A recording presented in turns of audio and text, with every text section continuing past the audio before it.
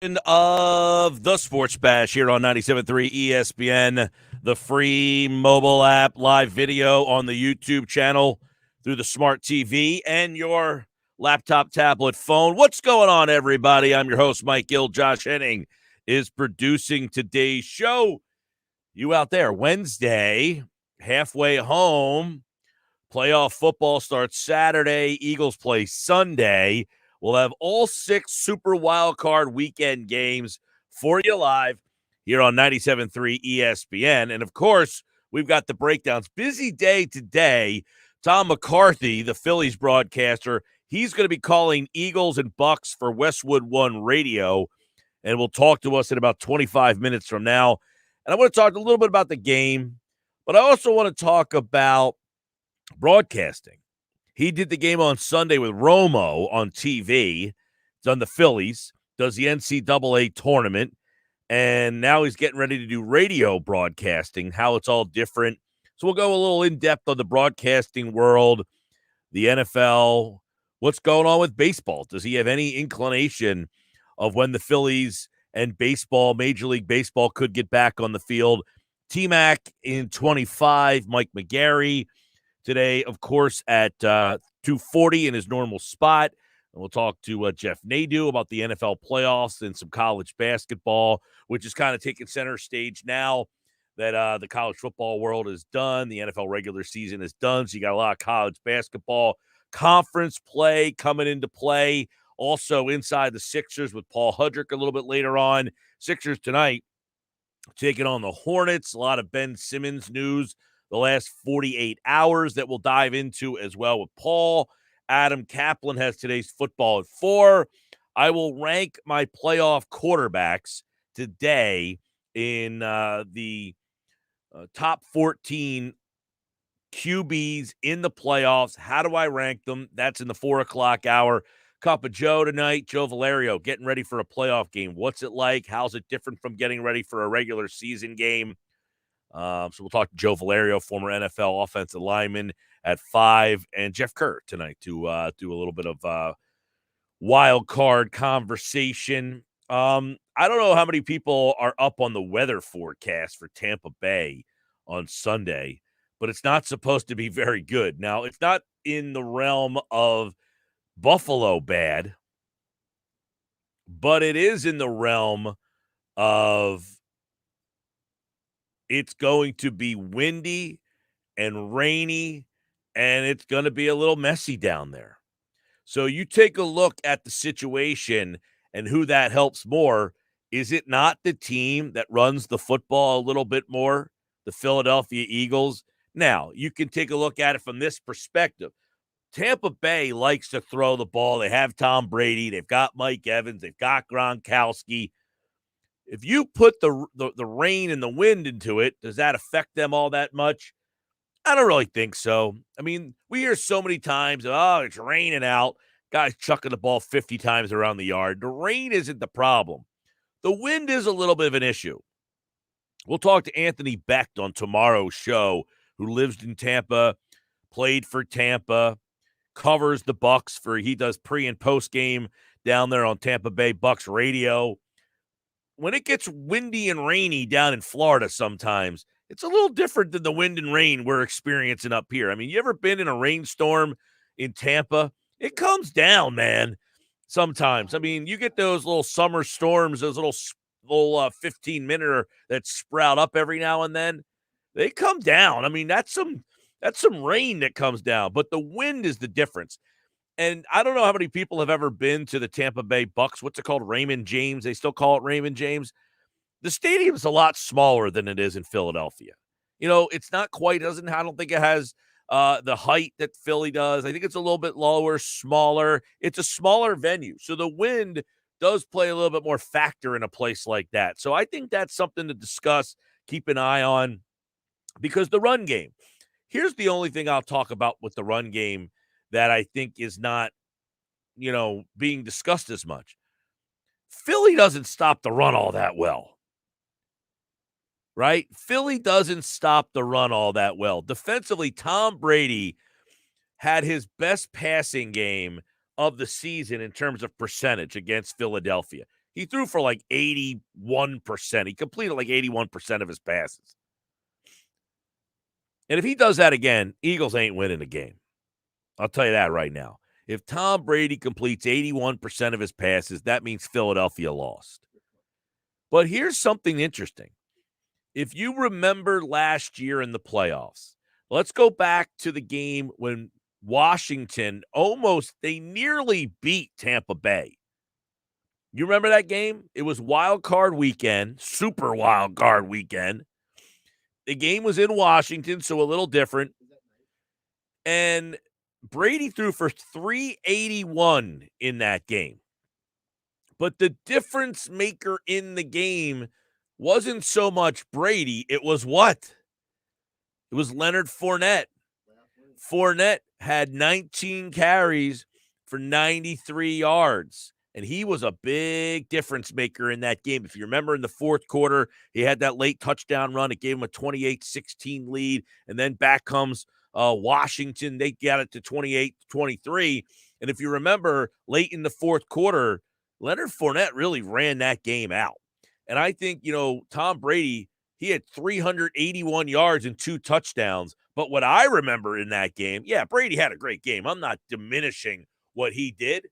But if Brady goes 22 of 40 for 381 and 2 touchdowns, 22 of 40, I think the Eagles probably did their job. I mean, it's just over 50%.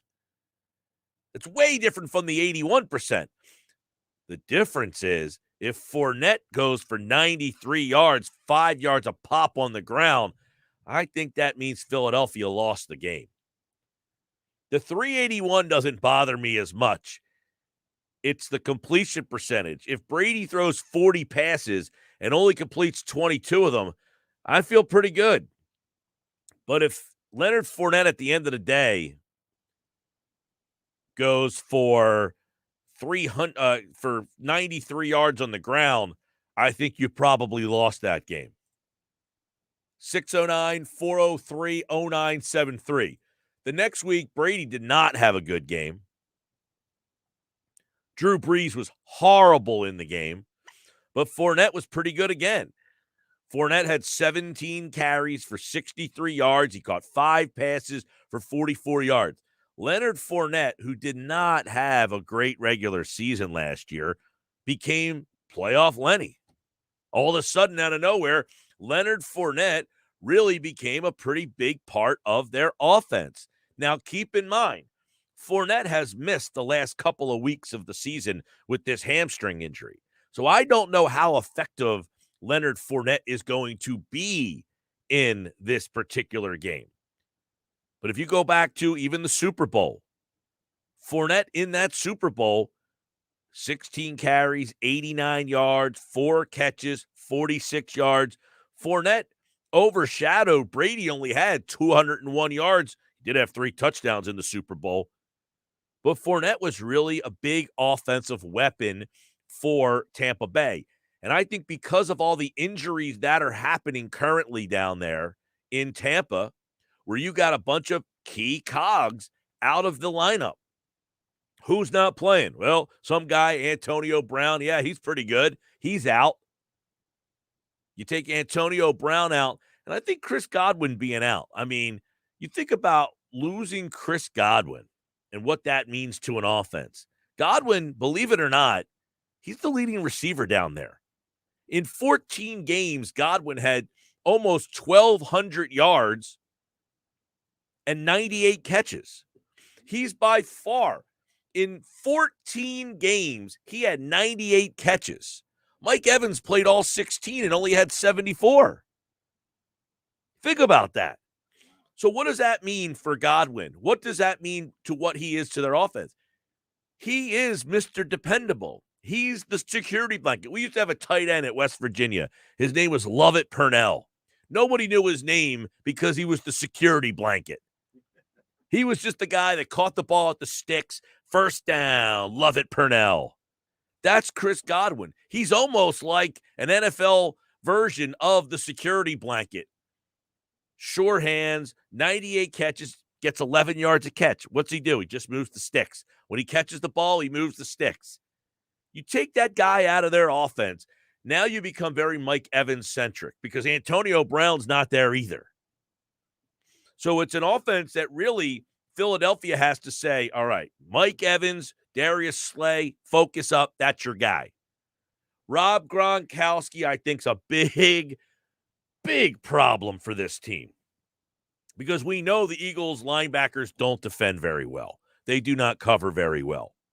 So I would imagine Gronkowski, you're going to have to end up getting a guy like Rodney McLeod trying to defend Gronkowski, or you might get a little bit of mixing and matching.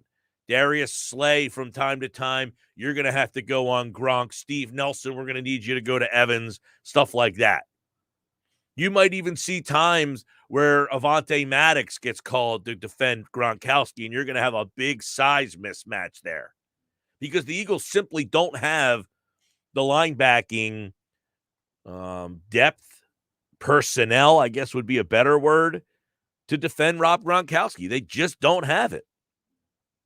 So that leaves the third guy in this offense to be a big problem, and that's Leonard Fournette. And keep in mind, Leonard Fournette, not only for the 180 carries and 812 yards, he also caught the ball 69 times. Fournette's a problem catching the ball out of the backfield, which means what? You have to, again, have a linebacker available to defend. Either that, or what are you doing? You're going to another defensive back player, which then does what? It opens up the possibility that some no-name cracks you over the head, and you're at the end of the day saying, how the hell did Scotty Miller beat us? Well, guess what? I had to use one of my corners on Evans, another one of my corners on Gronk. I had to have a safety account for Fournette. I don't have enough personnel to go after all the guys that you have in your offense. Now, the first time they played, Antonio Brown, 9 catches for 93 yards and a touchdown. He had 13 of the targets. The first time they played, there was no Gronk, and O.J. Howard got you 6 times for 49 yards and a touchy boo. Fournette caught 6 passes for 46 yards. Godwin got you 5 times. So Brown and Godwin are now out of the offense. That's 14 catches that they had the first time that are now out of the offense. Evans had 2 for 26. They did a good job with Evans in the first game. Not such a good job with Antonio Brown. So the matchups that are interesting and intriguing for the Eagles defense, they got to figure out is, what am I going to do with Gronk and what am I going to do with Fournette? Because I think the answer of what am I going to do with Evans is pretty simple. You know, we're going to go with Slay. And I wouldn't even be surprised if they gave Nelson some lining up a little bit against Evans, depending on what side of the field. I don't know that you're going to see Slay moving all over the field with them, maybe here and there. Because the first time, Evans didn't do much at all. But I'm looking back at the first game, and I'm watching and saying, well, Alex Singleton had 15 tackles in that game. Why? Well, they picked apart the middle of the field with the tight end.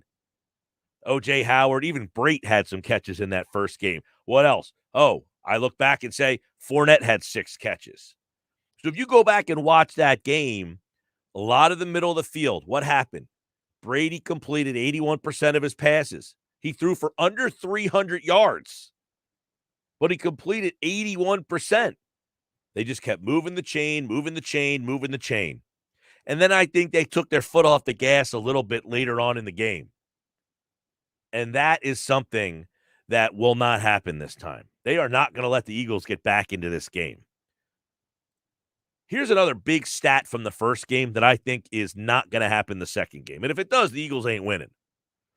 But the biggest difference in that game, if you're looking up and down the stat sheet and you're saying, man, what happened in this game? It was 28-22. The Eagles had a shot. If you remember, Jannard Avery got that penalty. That was just an awful call, the taunting penalty on the sideline. And I'm not sitting here suggesting that Philadelphia had a shot to win that game. They crawled back into it. I thought Tampa took their foot off the gas. I think that was pretty evident.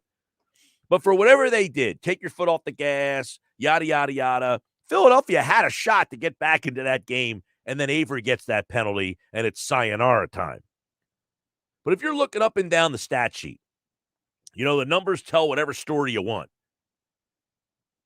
There's a big number in that game that really changed the complexion of the matchup. And it's this. Tampa Bay had the ball for 40 minutes. 39 minutes and 56 seconds. 40 minutes. How the hell are you supposed to win a game when they had the ball for 40 of 60 minutes? It's impossible.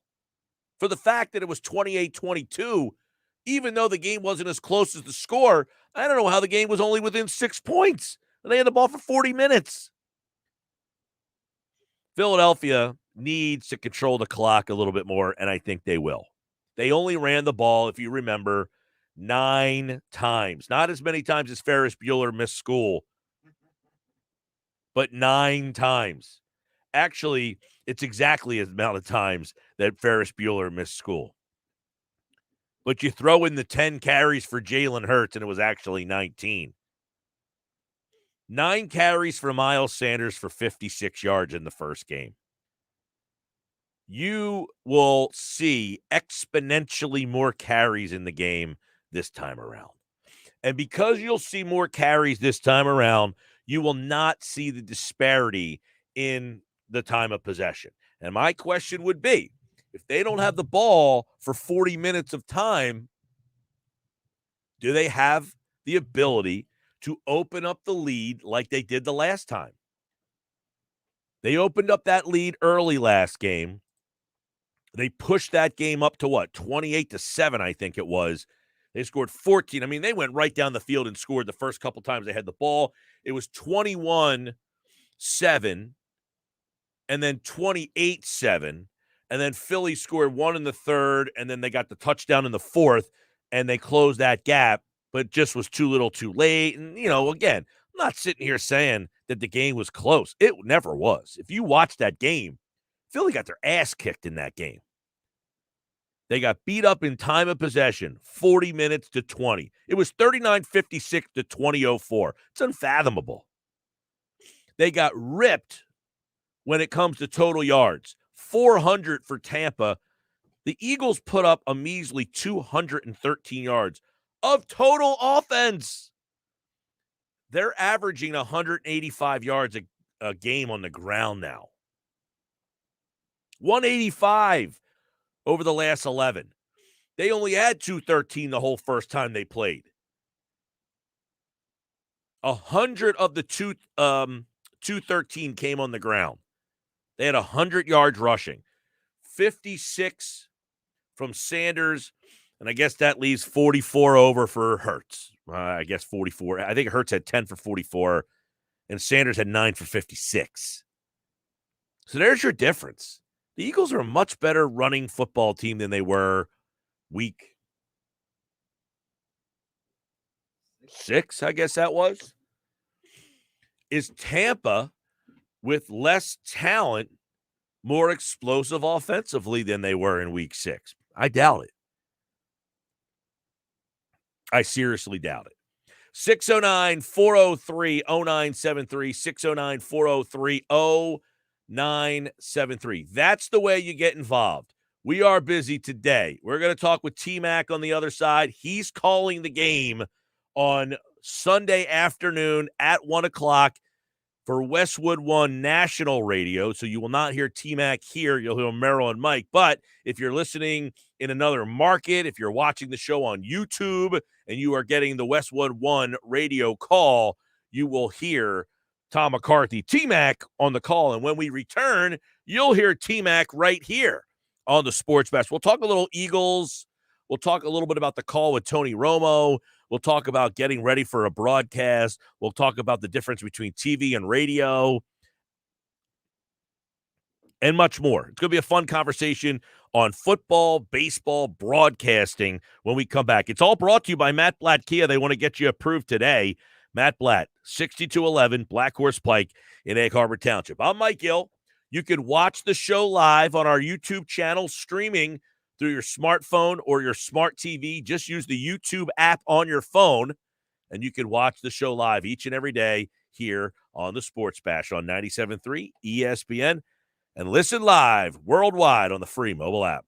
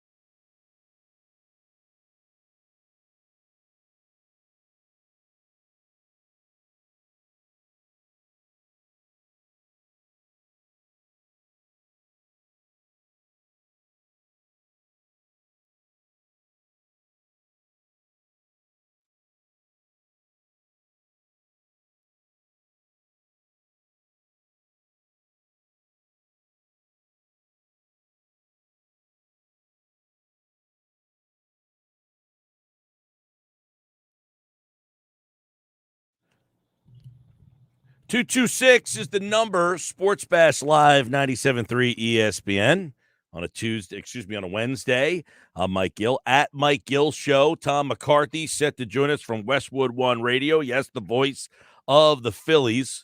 We'll catch up with him, talk a little Eagles and Bucks, plus just broadcasting overall. He's done, last week he did the TV feed on CBS with Tony Romo, how it differs from doing radio, getting ready for a baseball game, getting ready for a weekly football game. He also does the NCAA tournament and NCAA basketball. So a wide variety of broadcasting skills for one Tom McCarthy. He'll join us here in just a bit here on the Sports Bash Live on 97.3 ESPN. Mike McGarry coming up around 2:45 today as well. One of the things in this game, and somebody texted in a question regarding, what if the Eagles move Nelson inside for Gronk and bump Maddox to the outside? One of the things that makes Maddox so good in the inside is he's tough and physical on the inside. He's not as fast, so that's why last year, if you remember, you don't remember thinking Maddox was any good last year because on the outside, his speed, he's not as fast on the outside. So he has more issues on the outside than he does in a smaller space on the inside. And that's why Maddox is probably, you wouldn't see that kind of situation come up where he would be put into the outside. 609-403-0973 on the text board. Frank is watching the show on YouTube. Is Sanders going to play in this game? Frank, I'd be pretty surprised if he doesn't. I mean, the way they're kind of talking is that he's trending in the right direction. That's a tough injury, though, to come back from and be ready to play. The one problem with Sanders is he does have fumbling issues. And if he's going to have fumbling issues with a hand that was freshly broken, I don't know how that's going to go, but I think you'll see him play, right? But that does worry me. 609-403-0973, 609-403-0973. Greg says very likely. I heard a reporter say he guarantees it. I haven't heard that. I mean, I would say maybe somebody said they guarantee he plays. I think that Sirianni said on Monday that he's trending towards playing. I think he's going to play. They didn't IR him because they want him to be ready for this game. So don't be surprised if you see Miles Sanders. My one concern with Miles Sanders would be, hey, is he going to have a fumbling issue because of the hand? Is he only going to use one hand? Is he going to be trying to protect that hand so much? He does have some fumbling problems, and that is something that does bother me when it comes to Sanders, is that he does have a propensity to fumble the ball. And I think that's why sometimes, another question I think you have to have is, what is Jordan Howard's role going to be? He was really a big part of this offensive kind of resurgent for a while there. What is his role going to be? You look back at the season, who thought that Jordan Howard was going to have any role in this offense? You look back at the season Jordan Howard had in 7 games. He had 400 yards, 4.7 yards a carry, 3 touchdowns. He averaged 58 yards a game as a guy who barely was a part of the offense. So I think that Jordan Howard, what his role in this offense will be, because the first time these two teams played, Howard didn't even have a carry. He had 0 impact in that game. So now Philadelphia changes the offense. Miles Sanders had 9 carries in that game. You have Sanders, Howard, Scott, all 3 of those guys coming at you in a different manner. 609-403-0973 on the text board. Let's, all right, T-Mac is ready to go. We're going to talk to Tom McCarthy and a little bit about the game, a little bit about broadcasting, a little bit about everything as he's set to join us right now here on the Sports Bash Live. He'll be calling the game nationally for Westwood One. He'll call the game for Westwood One Radio with Ron Jaworski. So you'll get a little Philly flavor in that game. Sometimes you get a little hometown sound. It makes you feel pretty good. Eagles, Buccaneers, Tampa. Tom McCarthy will have the call, and he joins me right now on the Sports Bash Live on 97.3 ESPN. T-Mac, how you doing, man? Good, Mike. How are you, bud? All is well. I know some snow on the ground. It's got that playoff feel, but you're going to be in Tampa. Going to be a little different, I guess, for playoff football down in Florida than it is up here in the Northeast. Well, yeah, it's supposed to be 72 and rainy, so we'll see what happens with that. I mean, it's a little different than it was this past weekend down there, but it's cool. I mean, it's I guess what's what you expect. It was weird because there were times this week where it looked like it was going to rain. It just didn't, which was good. So we'll see what happens this week when the Eagles are there. Is it like a Clearwater rainstorm coming through for like 10 minutes, or is this going to be a whole day worth of rain? I don't know exactly. It's funny. Somebody texted me today and said, "Hey, you're going to get really bad weather this week." I was like, "Oh, cool." I said, "Wait, what do you mean we're going to get really bad weather?" So they said it was supposed to be rainy for the morning, and then during the game there's supposed to be some showers. And I was like, "All right, well, whatever. I mean, it's football, so it's not that big of a deal." Anytime you think that you should run the ball more when it rains, people say, "No, you should throw it more." And so we'll see what happens. Yeah, well, let's talk a little bit about that, Tom, because obviously the first time these two teams played, Philly barely ran the ball 9 times, 10 carries for Hurts, 9 for Sanders. So they literally turned the ball and handed it off 9 times. Here they are, fast forward about 10, 11 weeks later. I'm sure if you're doing the film study, getting ready for this broadcast, it is a completely different script. I think so. I think that, Nick Sirianni has figured things out a little bit that they have to run in order to be effective. At least that's my thought process going in. And I do think that if you're facing the Buccaneers offensively, you have to either dump off short passes within that sort of umbrella beyond the defense or run the ball to the outside. Now, the Buccaneers have 2 guys coming back, I think, this week. I mean, Levante David practiced today, which is a big deal for them, but he's in the middle. But the fact that they're going to get Shaq Barrett and Jason Pierre a fallback does help on the edge, but you can still run against at least Pierre-Paul. But I do think they're going to have to run the ball, the Eagles are, in order to be effective. I don't think anybody would second-guess that even a little bit. I think that's going to be an important piece of the puzzle this weekend. Yeah, and of course, Tampa's got a lot of pieces out. No Brown, no Godwin. I think the Godwin thing is interesting. You look at 98 catches in 14 games. I mean, that's a lot of, security feeling, right? I mean, that's a big difference maker. Yeah, I think that's big. I also think that it's, the fact that Grayson got hurt this past weekend, and I don't know what his eligibility will be this weekend because of the hamstring. He was kind of sliding in, not for Godwin. I mean, Johnson kind of slides in for Godwin at the slot position, and Miller can do the same thing. But I think Grayson's become a familiar foe for Tom Brady. So that's a big deal for them if he doesn't play. So to me, that means that Brate, the tight ends, and obviously Gronkowski, the tight ends, turn out to be even bigger pieces that you've got to deal with if you're the Eagles, because he can just dump it off to Gronk at any time. He can dump it off to Brate at any time. So to me, that's a big deal of defending them. So for me, the Eagles are going to have to play a lot of man coverage, at least I think they are, and that will at least give them a little bit of a fighting chance from a defensive standpoint. Tom McCarthy is going to call the game nationally, Westwood One Radio, 1 o'clock with Ron Jaworski. Leonard Fournette, last year in the playoffs, he really was a big factor for them. He's been out. When you're preparing for this game, Tom, how much has he kind of factored into the prep for this game and what his role will be? Yeah, it's huge. To me, he didn't play last week, but the fact that they've had other backs that have been able to step up is big for them. But to me, Fournette gives them not only a back that can run the ball, but also a back that can catch the ball. So what I thought the Buccaneers were doing the last couple of weeks was that with Keyshawn Wright and with Le'Veon Bell, they had 2 guys doing one thing. Now with Fournette, they have 1 guy that does one thing. Yeah. One guy that does 2 things. So I think that's huge for them.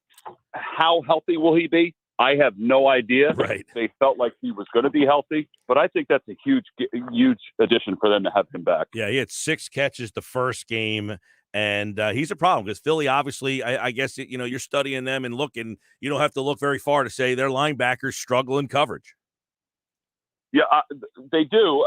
And I think with him, it's funny because he's such a ground and pound kind of guy, but he does have great hands. So that's where I think that it's going to be problematic for them if they start to lean on their tight ends.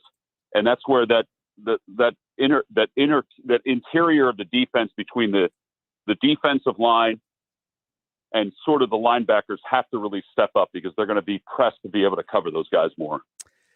T-Mac's with us. Of course, you guys know he does the Phillies games here locally, but last week you're doing the game with Tony Romo. This week you're doing Ron Jaworski, radio, TV, Tom. And I think a lot of the people would like to kind of hear the difference in preparing for a radio game, a TV game, and having the way different analysts like a Romo one week and a Jaws the next week. And of course you work with different partners throughout the year. Yeah. So Jaws forever. His one of the guys that works with him closely, Coffee Jones, is my son's partner at Princeton football. So they've worked together for the last couple of years. Jaws and I have known each other forever. We've never done a game together, but I think we're both excited about this opportunity just because. So you've never done a football game with Jaws ever? I've never done a football game with Jaws. But he's so. I've done one with Bill Berge, so it's kind of the same timeline. But he's so good. Yeah. It's just like, hey, Jaws, here you go. Just go with it. And that's how I kind of look at it. But, I never did a game with Tony Romo until this past weekend. So it's kind of the same thing. It's kind of like just rolling with it. Right. I mean, but Romo's seemingly so different from a lot of the guys who do it. And it's like, to just get thrown in there one time and let him kind of do his thing. And then you do your thing. That I would imagine that trying to get used to him is a little different from getting used to anybody else. You just kind of get thrown in there on a one-time basis. It's funny. He was such a good guy, and he was like a normal dude. It was really easy. Now, had you ever met Romo before?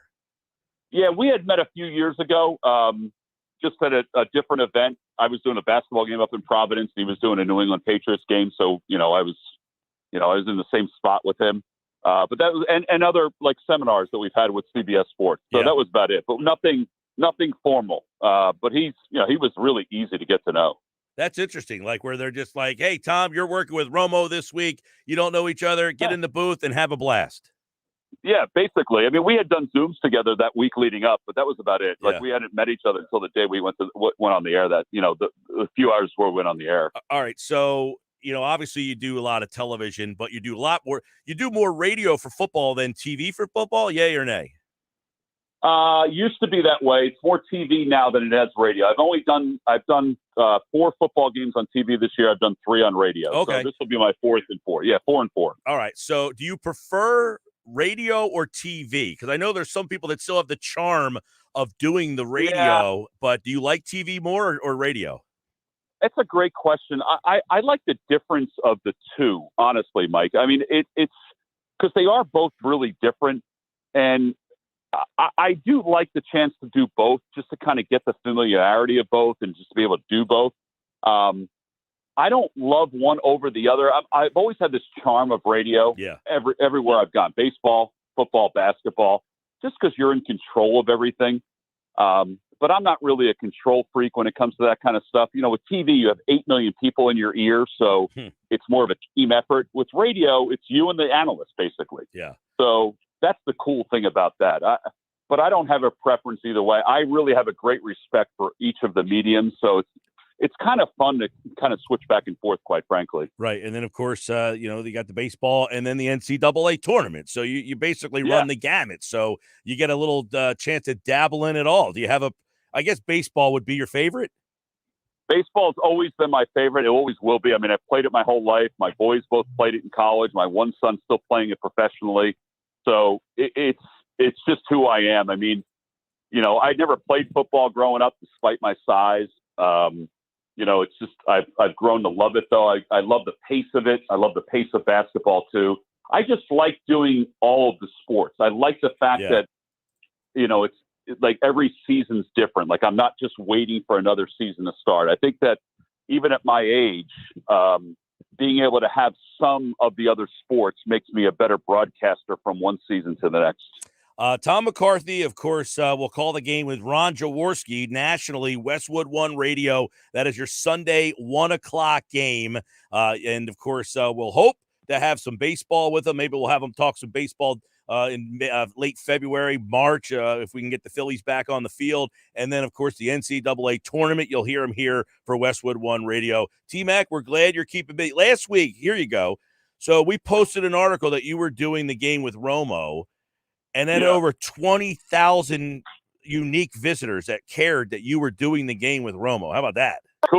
That's cool. How about that, man? So people want to hear your voice. They're excited to see, that familiarity that you get on the television when you hear that voice that's like your guy. I think there's a lot of pride in that. So we all that's how I feel about this weekend. It's like Jaws and I are doing, the team from our area, and it's going to be pretty cool to present that nationally.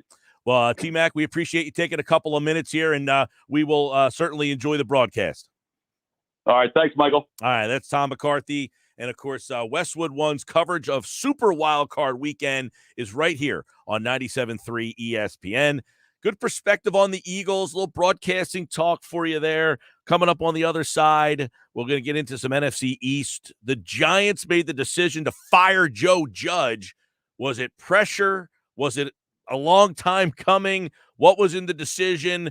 What is the X factor for Eagles and Bucks? Mike McGarry from the Press of Atlantic City will join us for our 3-time-a-week conversation. Always like mixing it up with Mike, and he joins me next.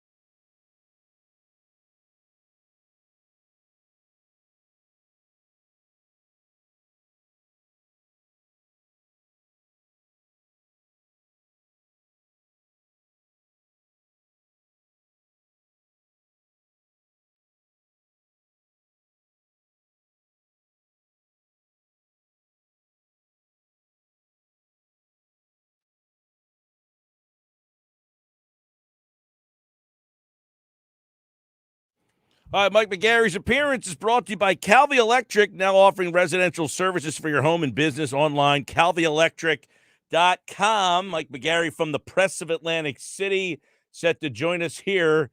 A lot of NFL conversation will go around what's happening in the NFC East. The Giants fired Joe Judge yesterday, right at the end of our show.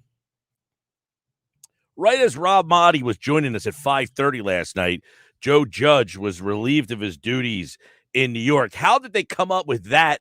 You know, Aaron Rodgers ripped the Giants yesterday. You don't see that too often where a player from one team goes out and rips a player from another organization. And you wonder if the Mara family heard that and said, you know what, we've got to make a move here, Mike. So what happened yesterday about 5:30 last night? Why did the Giants decide, you know what, let's just rip the Band-Aid off?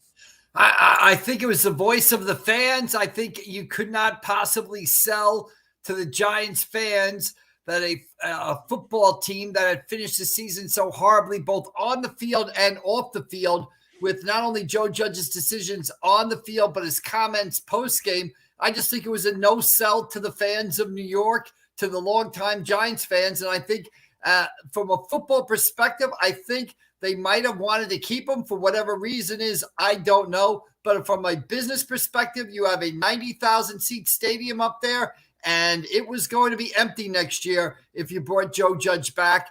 And it's the right decision. It's common sense wise. If I said to anybody today, is Joe Judge going to be coaching the Giants 2 years from now? Everybody would say no. So if you're going to fire him 2 years from now, why not just fire him now? Start over with a new GM, start over with a new coach, with a number 5 pick and a number 7 pick, and go forward. But I think it had as much to do with business and the voice of the fans as it did football. Now, keeping him, was that more of aesthetics? We don't want to keep changing coaches. We don't want to be that organization. Was that why they were willing to keep him? Allegedly, you got to go back to the beginning. You know, the Giants are pretty close. The Giants management, the Mara family, is pretty close with Bill Belichick. And Belichick went to the Mara family and said, you know, Joe Judge is the guy. He is going to be a successful NFL head coach. That was a big factor in Joe Judge getting that job, right? So 2 years in, I think they still believed in Joe Judge. I think, let's say this, not 2 years in, let's say a year and 3 quarters in, I think they still believed in Joe Judge. But the way they performed in the last 6 games, and I think more precisely his comments after the games, I mean, the 11-minute speech he gave 2 weeks ago where he ripped Pat Shurmur, he ripped Ron Rivera, he ripped several organizations around the league, was not popular. I think he walked the plank. All the Giants did yesterday was give him, put a finger on his back and push him into the ocean. But Joe Judge got off the boat and he walked out on that plank himself. All the Giants did was give him a little nudge with their pinky and throw him in the ocean. Yeah, I mean, he won more games than Shurmur, so he has the right to rip Shurmur. Yeah, I mean, yeah, it's sort of the Giants organization is a very, I don't want to say old school, but, they're one of the rock foundations of the NFL. They're not into their coaches ripping other coaches and organizations. And, it's one thing to say something about Shurmur, okay, who has been a popular and good assistant. He just hasn't been a good head coach. It's another thing to sort of tear in or take a shot at Ron Rivera, who, has been to a Super Bowl and has done a pretty good job in Carolina and Washington. Maybe not this year, but is considered a good coach. I just think it was a bad look for Joe Judge. It was a bad look for the Giants. And the fans were in uproars. There was nobody that wanted him back. And I don't know how you cannot go to a fan base with a 90,000 seat. It's not like the old days, Mike, when they had the Meadowlands Giants Stadium.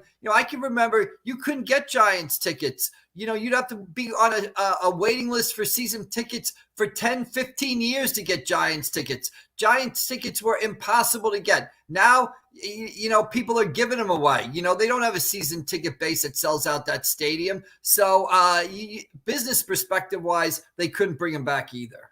Yeah, and then obviously, what happened in the game. I mean, he's running 3rd and 9. He's running wishbone formations. Right. And I mean, the optics of looking like you're giving up 2 ridiculous plays where you're running, 2 back-to-back quarterback sneaks from your own 4-yard line. It's not an NFL team. Well, and the fact, like, I don't know that did they hear Aaron Rodgers and say, look, the MVP is ripping us here. Like, we're a joke. Like, we got to, like, right. You don't hear that too often.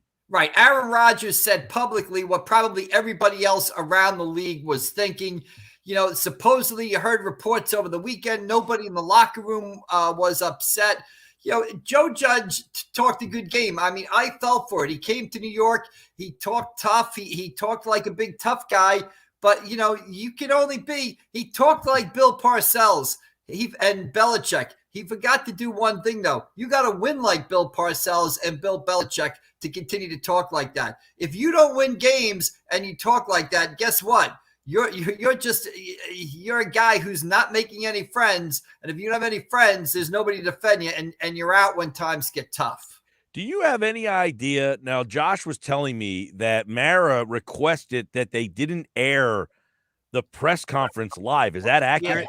Yeah, that is accurate. I saw that, like WFAN, which is the Giants' flagship station in New York. That's the station the Giants games are on. For some reason, the Giants did not want the live press conference that Mara had live. I don't know why. So WFAN just played, as soon as it ended, WFAN played the whole thing word for word. Again, I mean, I feel like I should sometimes rep myself up for public relations purposes. Why are you creating problems where there are none, basically, and what are you delaying 20? Think you're delaying 20 minutes, but for whatever the reason was, the Giants put that out there. I don't know what the reason was, but that is true. They did not air, WFAN did not air the press conference live. However, they aired every word of it when it was over. Of course, 10 losses, 5 straight seasons. Does the new GM, is his first order of business, Mike, to replace Daniel Jones, or does he get another shot? That's a question. I mean, it's just interesting. I was just in my local pizza parlor up the street getting a nice turkey club for lunch, and the big debate was Daniel Jones, basically. Do you bring Daniel Jones back, or do you, or do you make a trade for Russell Wilson? I was in the Daniel Jones back. A guy at a table was make the trade for Russell Wilson, and the guy behind the counter didn't know what to do. So, that's the dilemma. The question is, Daniel Jones is going into the last year of his rookie contract, right? So you kind of have him at a low price, and you have to make a decision on him after next season. Do you give him another year, considering he's been hurt, to find him, see where he is? The thing about bringing Russell Wilson is you change the dynamic. You automatically change. Maybe you get people excited and stuff like that, but is it worth it to bring in? Is it worth it to trade that number 5 and 7 pick to Seattle now for Russell Wilson and bring him into a situation where what is Russell Wilson going to solve? Is he going to make that much of a difference, or do you need so much help in so many areas that you bring Jones back, try to help different areas, and go forward like that? All right, Mike McGarry, Press of Atlantic City. Before we roll, Friday we'll dig deeper into the Eagles and the Bucks, but is there one team that gets upset this weekend definitively for you? One team that gets upset. Or no, is it chalk? Oh, no. One team, one of the favorites, one of the high seeds is definitely going to lose. Definitely going to lose. All right. And it might not be either way. I mean, San Francisco, Dallas, that's a 5-4. So is 5 beating a 4 that big a deal? But I can see San Francisco beating Dallas. The other game I can see a little bit of trouble is maybe Buffalo, New England on Saturday night. But one of the higher seeds is losing. I wouldn't be surprised if Vegas beat the Bengals. Yeah, the only thing that worries me about that is so many people are on the Vegas bandwagon now that the styles make the fights. Right. Vegas has a good pass rush, and the Bengals' offensive line stinks. Right. Well, I agree. I just don't like the fact that everybody's saying that. I know. All right, he's Mike McGarry from the Press of Atlantic City at AC Press McGarry. As we will look deeper at this game on Friday, Eagles, Giants. We'll get the X factors. Mike's pick. It doesn't sound like he thinks that's the upset, though. You already gave that, played your hand there. All right, Michael. All right, we'll see you later. Thanks. All right, take care. Mike McGarry, he's brought to you by Calvi Electric, now offering residential services for your home and business online, calvielectric.com. When we come back, Jeff Nadu. We're going to talk a little NFL playoff bets, best bets this weekend, college basketball, best bets. Don't go away. Sports Bash Live, 97.3 ESPN. Free mobile app. Download it now in the Apple Store or Google Play and watch the show live with the YouTube app on your phone or smart TV.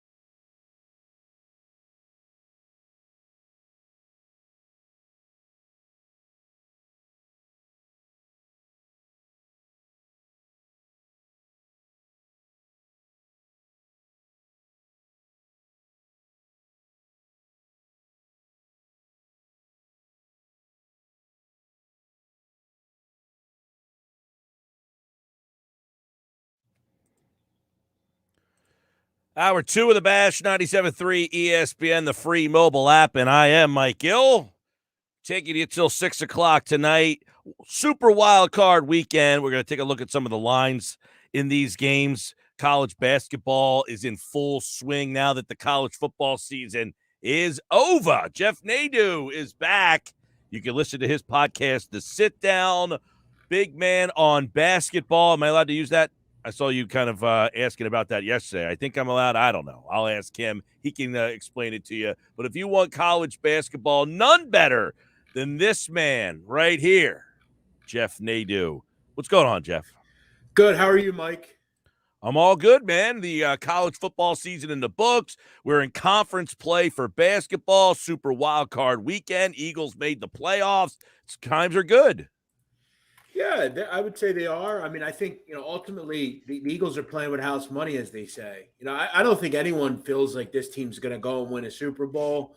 I think the matchup they got is horrid, quite honestly. But, there's a lot to look forward to. This team, I think, has the coach of the future, the quarterback of the future. And now it's just about getting some playoff experience under your belt and you getting excited that you got 3 picks to really make this team better.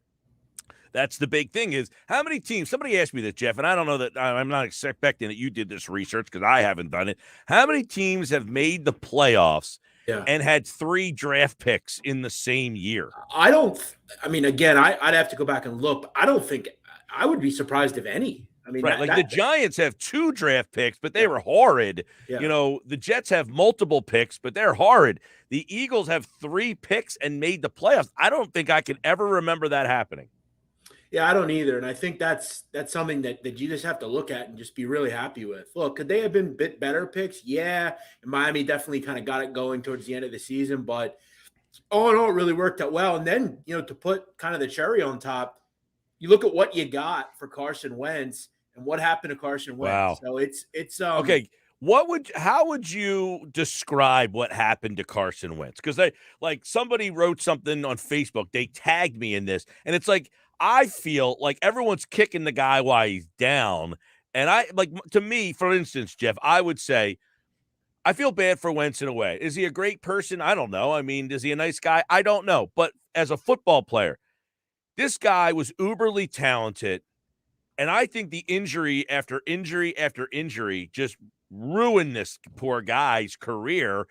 And what made him special and made him different was the ability to improvise, throw on the move, get out of escapability, and he can't do that anymore. And if he can't do that, he's just another guy.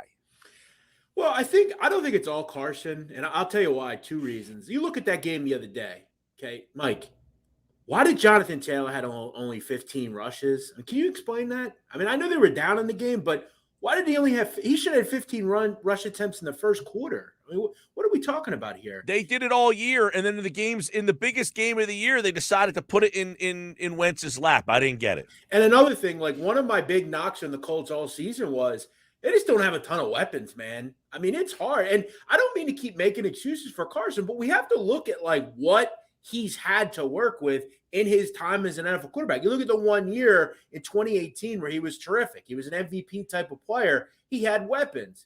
That Colts team has no weapon. Who's the weapon?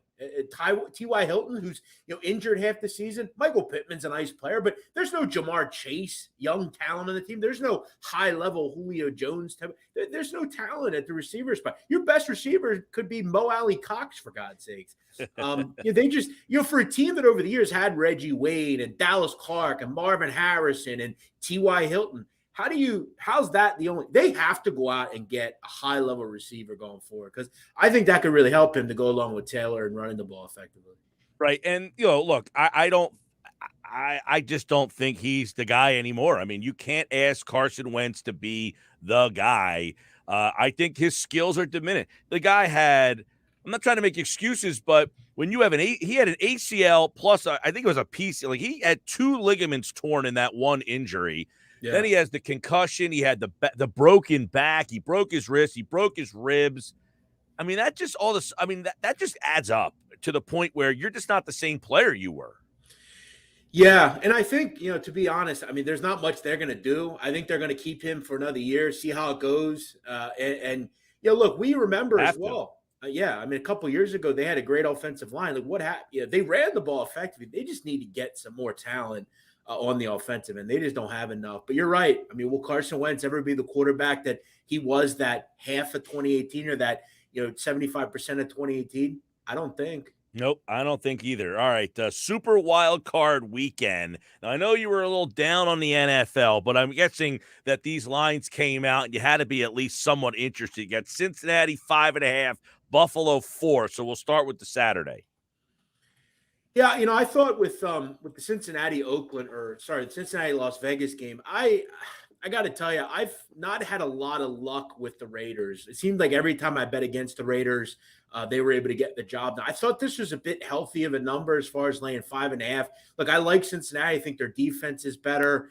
Chase and Burrow are terrific, but this LA team's plucky, man. They play tough. They play beyond, I think, their talent level, and they've been terrific. Bengals don't really run the ball that effectively. I think the game's probably close. I took a shot, Mike, with a future on Cincinnati. It was the highest odds on the board, I think, or one of the highest odds. I took a shot with them to win the whole thing. Seems like there's some magic in Cincinnati this year. I think they move on. I think the game's close, though, 27-24, that kind of game. As far as the other game, I think it's a flip. I'll tell you what I'd like to do, and I'm actually going to do this. The only game I played, I'll get to in a second, but I am going to do a teaser as well, and I'm going to involve the New England Patriots. If I can get 4.5 on the Patriots, I'm going to tease them up to 10.5. I think that game is close. Obviously, we know divisional game, two teams that don't like each other. I think both teams are really solid. I love Mac Jones and that defense, so I think that's a close game. I want above 10-7 in that game. That's interesting. Yeah, I saw Buffalo 4. I was a little intrigued by that number. Cincinnati over under 49 too. I thought that number was kind of in play. What about you? Yeah, I felt like if there was going to be a higher scoring game on Saturday, it would be that one. Obviously, I think the Raiders can move the football. And look, we got to give them credit, man. I mean, they had an interim coach, all the stuff with Gruden, and then you had that unfortunate incident with Mr. Ruggs. Just a new stadium, a lot going on, and they were able to find a way through and do what they had to do. So good for them. But yeah, it seems like a high scoring game. I think those two quarterbacks, Carr and Joey Burrow, kind of duel back and forth. All right, Sunday you got a triple header. The Niners Cowboys 3. They're just giving the customary hat tip 3 over under 51. That number to me would be a little scary if I'm a Dallas fan. Yeah, look, Kyle Shanahan, I'd much rather have him as a dog than as a favorite. He's not been good in the favorite role, but this is right where I think he makes sense. This is a game that I think is high scoring as well. I think we've learned quickly San Francisco can't defend anybody, and their corners suck. I think the Cowboys receivers probably show out here. I would lean more towards an over, Mike, if anything. 51? Yeah, this probably could be the highest scoring game of the weekend. I don't want to play I don't like the Cowboys, but I do have a future on them, and I think they win this game at home. I'm just going to lean their way here. I think this is a higher scoring game. I don't trust the either defense, to be quite honest. And then a big, you usually see one of these in the wild card round, but you got Chiefs 12.5 over Pittsburgh. Now, the one thing is, I mean, everybody's just saying Pittsburgh's got no shot. Kansas City's been a tough cover team this year. Yeah, they're not good as a favorite, and that's kind of the role they're in always. I mean, they're always a favorite.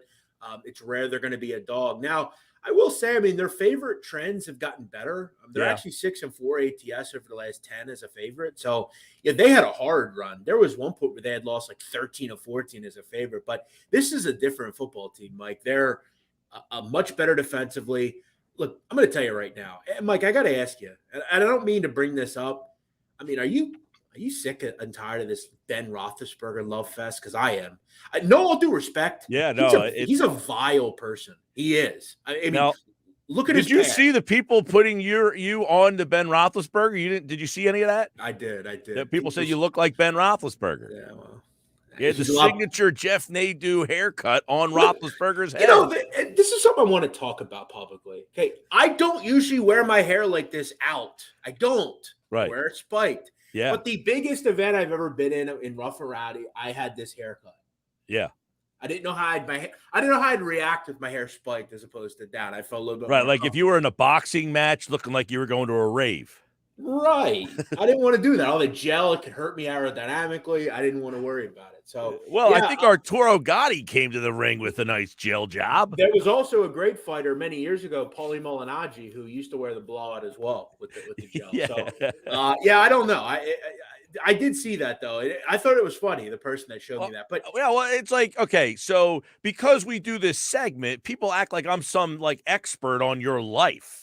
I said, I've never even met the man. Like, I don't know him in person. I've talked to him through a video screen, and we've talked on the phone a few times, but I've never actually met the man to say, like, you know, what's the origin of this haircut? How am I supposed to answer that question? I've worn my hair spiked since I was a kid, since I've had hair. My mother used to do it for me before school. Now, Mike, I will say, think about this for a life, okay? I'm laying in bed this morning, and I'm thinking, you ever get to that point where I feel like I've slept for like 20 hours straight. Like I'm laying here and I'm not sure why I'm still laying here, but I am. And I'm feeling like I'm waiting for my alarm to pop up because I don't need an alarm, but I have one. Yeah. My alarm's not going off. No. I pop up and wake up. I look at the clock. It's 12:31. Today? Yeah. And I'm thinking to myself, why did my alarm go off? But I'm thinking, and generally people don't realize, like, I don't leave my house during the day, at least for the first 4 or 5 hours. I do content and I'm in my office. So I don't do my hair. This is why my hair is like this. But I did see the Ben Roethlisberger things. I thought it was funny. For this game, though. I forgot even how we got to the conversation, and you brought it back. That's good job. I don't know. I don't want to have any interest in the Steelers here. I think they locked into the playoffs. Let's just be honest. This game kind of this should be a good teaser piece as well, I think. Getting this down to 6.5, that would help. And then you got real quick on the Monday, which I think I am not a Cardinals guy. I've been off on Cardinals for a while. I don't love the Rams, though. I don't love Stafford is my problem. I like the Rams. I don't love Stafford. And the number's 4. So I'm kind of they split this year. They both won on the road. That number 4 almost makes me feel Arizona. Yeah, this is going to be a war, man. I really think. I'm looking at taking whoever is getting points, and that's Arizona. I think this game comes down to the wire. I will say, I don't know what the continued love affair with sports and putting them on Monday nights is, particularly in playoffs. College hoops did it last year with the NCAA tournament. Why are we doing Monday games in playoffs? That's never happened before. Why are we doing it? Well, that's all because of the TV. Of course. And look, they're going to do whatever. And most of the people, it's football. I don't care. Look, both games, Mike, this year, 57 and 53 points. Today, the third game is 49 points. So, yeah, I lean over. Yeah, there it is. Yeah, if you're watching the show on YouTube, there's the Jeff Nadu hairdo on Big Ben Roethlisberger. It doesn't even look bad on him. But I don't. Not that it looks bad on you. I'm just saying, like, you put somebody's hairdo on someone else, usually looks ridiculous, but it doesn't look bad on him. I also don't have a beard, so like, I don't know. That's true. No beard. That's my signature. You put the Jeff Nadu hair on me with the beard. You would, yeah. How about that? You would look like him. All right, a couple minutes to play with here. No Eagles. We're going to get to the Eagles. All right, we're going to get to the Eagles. Before we get to the Eagles, though, I wanted to say, of this group, you were going to say what's your favorite. You indicated that earlier that you had one that was your favorite. It's the Bucks, Mike. Sorry. Okay. Oh, well, all right. So the Bucks are the Bucks. That game is 8.5. It started at 7. It's worked its way up to 8.5. Yeah, I didn't get the best price here, but I'm not. I know this is kind of, as a gambler, I should never say this. I'm not that worried about it, though. You know, I think the Bucks win by double digits here. I really do. And I'm sorry. I hope the Eagles surprise me. Yeah. I just think this is a bad matchup. I really do. I mean, I thought the bet of the year, by the way, was Saturday night, Dallas minus 3.5. Yeah. And then that was preposterous. Although, all right, let me ask you something about this. Can you explain what happened with this Draymond Green thing the other night? No, I've heard about it. I haven't looked at it, though. Okay. I don't have any idea.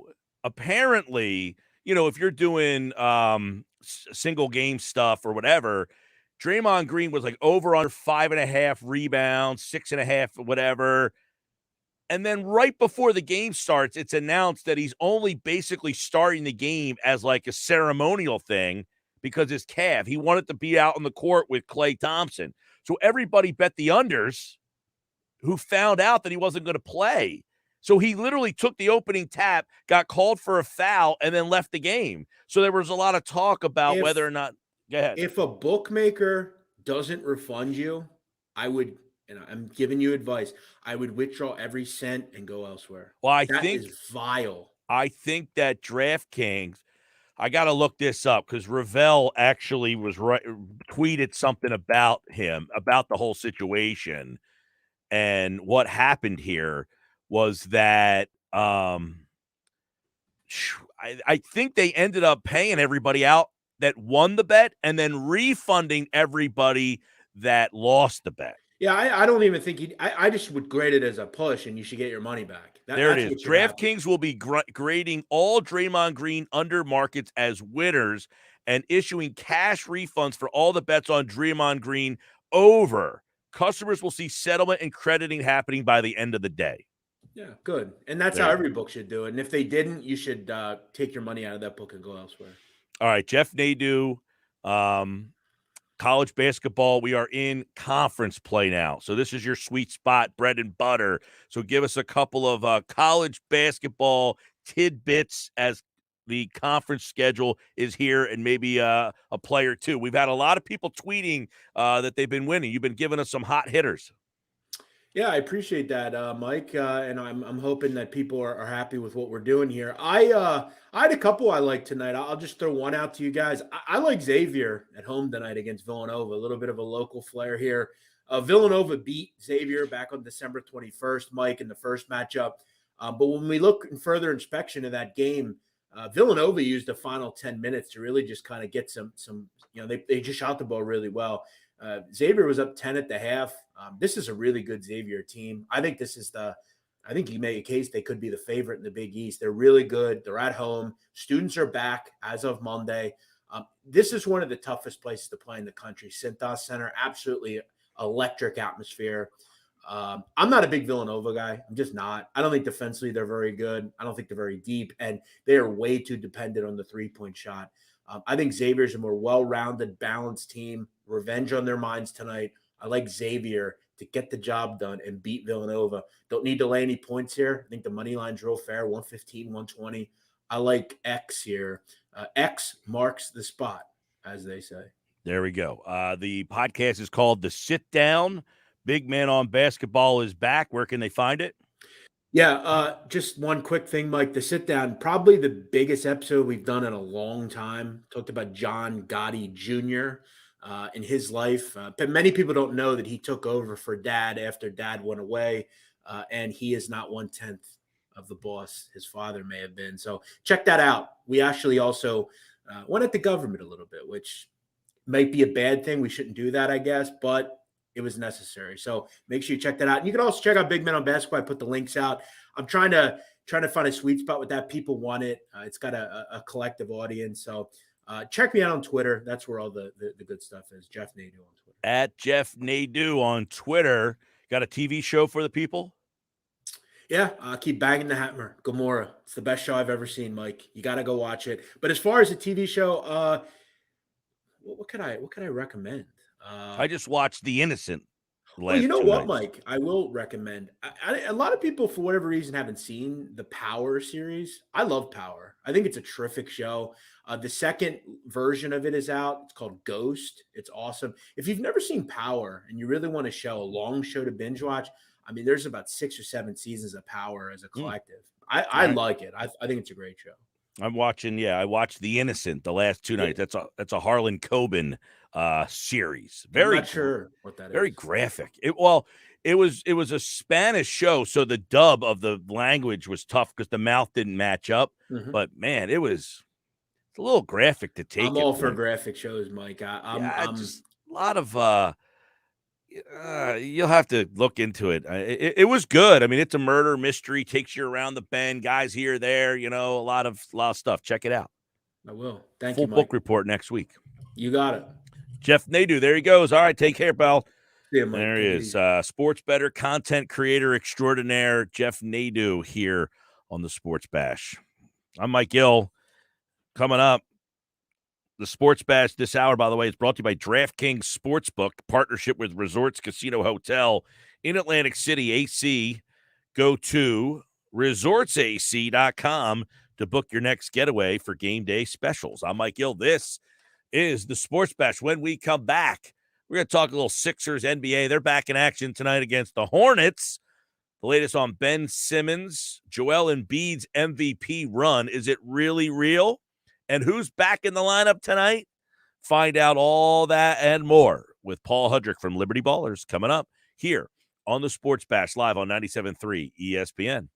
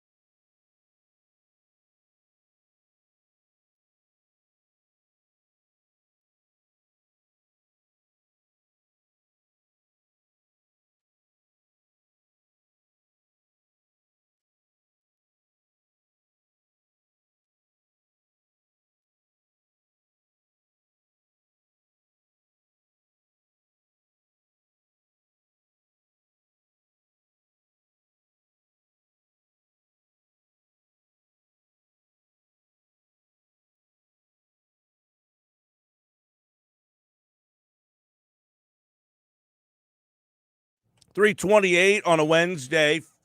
Sixers back tonight. Sixers taking on the Hornets tonight. You can hear the game right here on 97.3 ESPN. Paul Hurdick, Liberty Ballers, is back to talk a little bit more about what's going on with the team. We know Ben Simmons' name is going to start making the rounds here. There's some news yesterday. We'll dive into that. Also, Sixers tonight going to get some firepower back, it looks like, Paul. They've been playing a little short-handed, but it looks like they should have a couple of extra bodies tonight. So let's start there with some positive news. Looks like Maxey's going to be back. Anybody else? Yeah, so Maxey's back. Seth Curry's still listed as questionable, so hopefully he plays tonight. That would be obviously a huge boost against a Charlotte team that's, when you consider the landscape of the rest of the NBA, Charlotte is extremely healthy. They only have a couple guys out right now, and they are going to look a lot different than they did the last time the Sixers played them, when there was no LaMelo Ball and no Terry Rozier, missing a lot of their roster. So this should be a really fun, competitive game, and it's going to be a tough test for the Sixers with 7 straight against, quite frankly, weaker opponents. This is going to be a really interesting matchup. Yeah, they got a busy week coming up. They had that game against the Rockets, then they play tonight, then they're playing Boston Friday, Miami on Saturday, and then they had that 2:00 game on Monday, which is Martin Luther King, that annual game. Washington they'll play. So they got a busy time here. So they're getting guys back at the right time, it feels like. But there's a lot of other things going on, as we kind of know. 1 month away, less than 1 month away to the trade deadline. We discussed a little bit on Monday, Ben Simmons and Atlanta. Well, then it came out yesterday that, yeah, Atlanta's interested, Paul, but the Sixers would like the Hawks to take on Tobias Harris. That doesn't sound realistic. It doesn't sound realistic to me for Tobias Harris to be anywhere but in Philadelphia. This trade deadline, or pretty much beyond that until the last year of his deal, perhaps. But it's ambitious. It's very ambitious from Daryl Morey, and you have to give the guy this. I mean, he's bold. He makes bold moves, and he's trying to make yet another bold one by attaching that. And my guess would be this, Mike. When you look at Atlanta, when you look at their roster, the guy that you hear would be, a name, when you're talking about salary and all, John Collins is the name, right? That's probably the most attractive guy they would have to give to you. John Collins and Tobias Harris is probably not a good mix. So you're kind of doing two things at once, right? You're dumping Tobias Harris's contract, which is, quite frankly, an albatross for this roster and for the salary cap. And at the same time, you're eliminating a player that would be not redundant, but basically they play the same position. They're both better suited to be at the 4 position. So I think that might be the thinking. And the fact that all along we've understood that the Sixers' stance on it is they want an all-star, right? They want a top 25, top 30 guy. I like John Collins a lot. I think he's a pretty darn good player.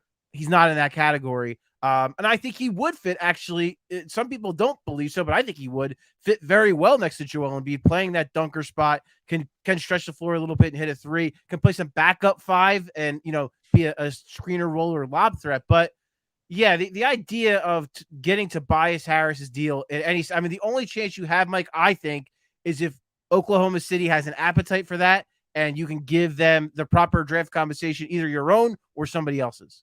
Yeah, so would the Sixers lower their demands if another team is willing to take Harris on? Is that what this kind of is? Hey, we won't ask for as much in return. We'll give you Ben Simmons, but you got to take Harris with them. And I think I heard in the podcast, the Hoop Collective podcast, that's like $56 million worth of salary that another team needs to willingly take on. So they'd have to do at least they'd have to send 56 out in order to take on the almost 70 million for Simmons and Harris. But no, but I think like one route, and it's so far, the Liberty Baller Slack channel has been ablaze with all of these ideas and all the things we're kind of stewing over. And one of the things that's, the idea of moving Harris to, again, like an Oklahoma City who has a ton of cap space, who would love to take on more draft picks. So if you can maybe make out a 3-team deal, right, with like a team like Sacramento, where Sacramento gets Ben Simmons, you ship Tobias Harris off to Oklahoma City, and then the Sixers get in return Tyrese Halliburton, perhaps a productive player in Buddy Hield or Harrison Barnes, and then also perhaps cap space going forward. So Daryl Morey, it's what this tells me, Mike, and it's something you and I have discussed often. this is going to be complex. This is not going to be a simple deal because Daryl Morey does not do simple deals. This is going to be complex. There's going to be a lot of layers to it. And if he can somehow get off Tobias Harris's contract, get a young player like a Halliburton for Ben Simmons, and then also clear cap space, like that is a pretty significant job done, even though you're not necessarily getting an all-star in return. Yeah, now that is one way. Now, Windhorst brought up on the podcast that the Sixers, not really the Sixers, that executives around the league feel that the Sixers are more inclined to wait it out, go to the offseason, and one particular guy they would be interested in is James Harden. So if you get a deal that you're okay with but don't love, do you take that deal or do you say, you know what, we just hold them and then we become players in a sign and trade? What's the better avenue? That's what's James Harden's. It's a $250 million question, whatever ridiculous number James Harden's going to get in his next free agency deal. It's tough. This is why I think this too, like this is going to go up to, even if they make a move, this is going up to the buzzer because they're going to weigh every single option they have. And one of them is hanging on and seeing what you can do in the offseason. And because that could be a realistic avenue, maybe a sign and trade where Ben Simmons goes to Brooklyn and the Sixers give James Harden that big contract. Now, there's a couple tricky things like layer wise with like the CBA and salary and what Harden could do. The Nets can pay James Harden more than anyone. That's just because of the way that works with the bird rights and all that. In a sign and trade, he will not make as much money if he comes to the Sixers. Now, if Brooklyn is unwilling to give him that max contract, that could change things. And if he's unwilling to sign back with the Nets, and I think what Windhorst hinted at was the relationship with Michael Rubin that James Harden has, and then obviously we all know the relationship he has with Daryl Morey. Perhaps that all comes into play. So I think it's a couple of things. One, it is realistic. It's realistic that they don't get the deal they want at the deadline. They keep him and they just try to maybe make a separate move to just improve the team around Joel Embiid now and then make a bigger move in the offseason. That's possible. The other thing is posturing. This could 100% be Daryl Morey saying, I don't have to move him, so I'm not going to try to drive teams up. Because you see teams like Minnesota, you see teams like Sacramento, they are getting antsy. They have a mandate to make big moves, and both teams have been linked to Ben Simmons. So the more that happens, the more it benefits the Sixers and Daryl Morey. Right. And then, of course, there's the other nugget. Like, we're down here in Atlantic City. There's a lot of shady avenues and roads that you can kind of find on the wrong path and just like be like, all right, I think I took a wrong turn. Well, another turn is what Woj said yesterday, which essentially says this could go up to NBA draft day. So now you throw a whole nother set of possibilities, I guess, into the mix here. Is you got this deadline on the 10th. You pass that, you go up to free agency and do sign and trades. You pass that, and now you get into a draft day scenario, which then goes down the road of, are you really taking a player from the draft? Like, you're already saying you don't want draft picks, but you want to get a player in the – so that's another avenue to me that seems a little – that to me seems like the least possibility, but I guess you got to believe that that's a strong possibility. It's possible, but it's also possible that information is being leaked to Woj from someone within the Sixers organization as a way to say, hey, we don't have to trade him right now. We don't have to do it on February 10th. We could do it at the end of the season. We could do it July 1st. We could wait till the draft. Like, I think that's the whole thing. This is just another way for the Sixers to kind of flex that muscle. I know Sam Amick, his report today from The Athletic said that if anything, that long-term contract is giving teams pause. But again, I think that's the opposite. I think that's a team that wants Ben Simmons leaking that. You know what I mean? I think we have to be careful that some of this stuff is the Sixers wanting certain information out there, teams that want Ben Simmons to have certain information out there, and you're going to get all of that. And somewhere in the middle, Mike, is the truth and what's actually going on. Paul Hurdick, Liberty Ballers. I know Bobby Marks was, you're a guy who runs and says, hey, here's an idea for a story. He was given the task of come up with a trade for every team. But why does the Jaylen Brown trade keep coming up? Is there anything to it, or is that just, hey, Boston needs a guy like Ben Simmons and Philly needs a guy like Jaylen Brown, because it doesn't seem there's a lot of evidence right now anyway that they want to break up Tatum and Brown. Well, I think where that's because I agree with you that it doesn't seem like there's much out there as far as them definitively wanting to do that. I would say the smoke comes from, one, they stink. I mean, quite frankly, they're just not a good basketball team. And Boston. On top of that, they're having issues. There's infighting. There's, the head coach is putting out weird quotes about his team's mental toughness. Sure Al Horford's saying weird stuff, and then Jaylen Brown saying, no, that's not what's going on. And I think it's a matter of this, Mike. If some people believe, for me, if I'm Boston, I wouldn't do it. I hate to say it, but I try to do what the Sixers have done with Joel Embiid and Ben Simmons, and I try to do it up until I can't anymore. I put everything I can into it. But if it gets to a point where maybe they look at the Sixers as a cautionary tale and they say, hey, these guys are not going to be a long-term fit, Tatum's the guy they're going to want to keep, and I think Brown's the guy of the two that they would be more willing to trade. So I think that's a part of it. The Celtics don't have a true point guard, so putting Ben Simmons in that mix would help. Especially a guy like with Tatum who is so shot oriented, who is a shoot first kind of guy, who is an improved playmaker, but still definitely a scoring first mentality. And Jaylen Brown is also a scoring first mentality. So I think that makes sense too, Mike, from the standpoint of the Boston gets a really unselfish guy who's an excellent passer, an excellent defender. The Sixers got a guy in Brown who is aggressive, who wants to shoot the basketball, which is what they need. Because I think at this point, you really like Maxey as your point guard, I would think. So getting a wing like a Jaylen Brown, I think would just be an absolute perfect fit right now. Yeah. Now in that deal, it was a Ben Simmons, Matisse Thybulle deal. Are you packaging both? Because now you're at the point where, okay, I could give up Simmons because I have Thybulle to kind of be that stopper. You give them both up. What does that do for you defensively? Yeah, I mean, that's just take, for instance, you run into the Atlanta Hawks again in the playoffs, if they make the playoffs. If you run into them again, and you have to go up against Trae Young for a 7-game series, who's guarding Trae Young? I mean, we saw what happened with Danny Green. That did not go well last year. And like you said, now no Ben Simmons, no Matisse Thybulle. Maxey has to guard him, but then you also are asking a lot of Maxey on the offensive end. And then if he gets into foul trouble, where do you go from there? So I think, I think that would be the tricky thing to include Thybulle into that deal. I'm not saying I wouldn't do it. I think you'd have to consider it. But man, as you sit here today, I would lean towards not doing it, but I would certainly consider it.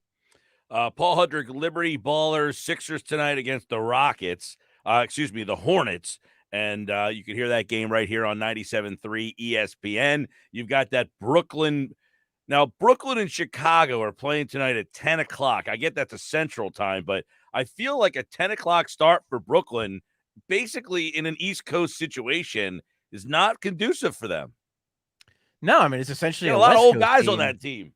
Yeah, in a weird way, it's a West Coast game, kind of. I mean, right. I guess you don't have to deal with jet lag, but it's still a time difference, and that's still going to be weird. So yeah, I imagine that's advantage Bulls right now. Yeah, right. I mean, you're playing this game at 10 o'clock Central Time, so it's like 9, but you don't have enough time to really adjust. So I would think that Brooklyn's going into that game like a 10 o'clock game. Weird there.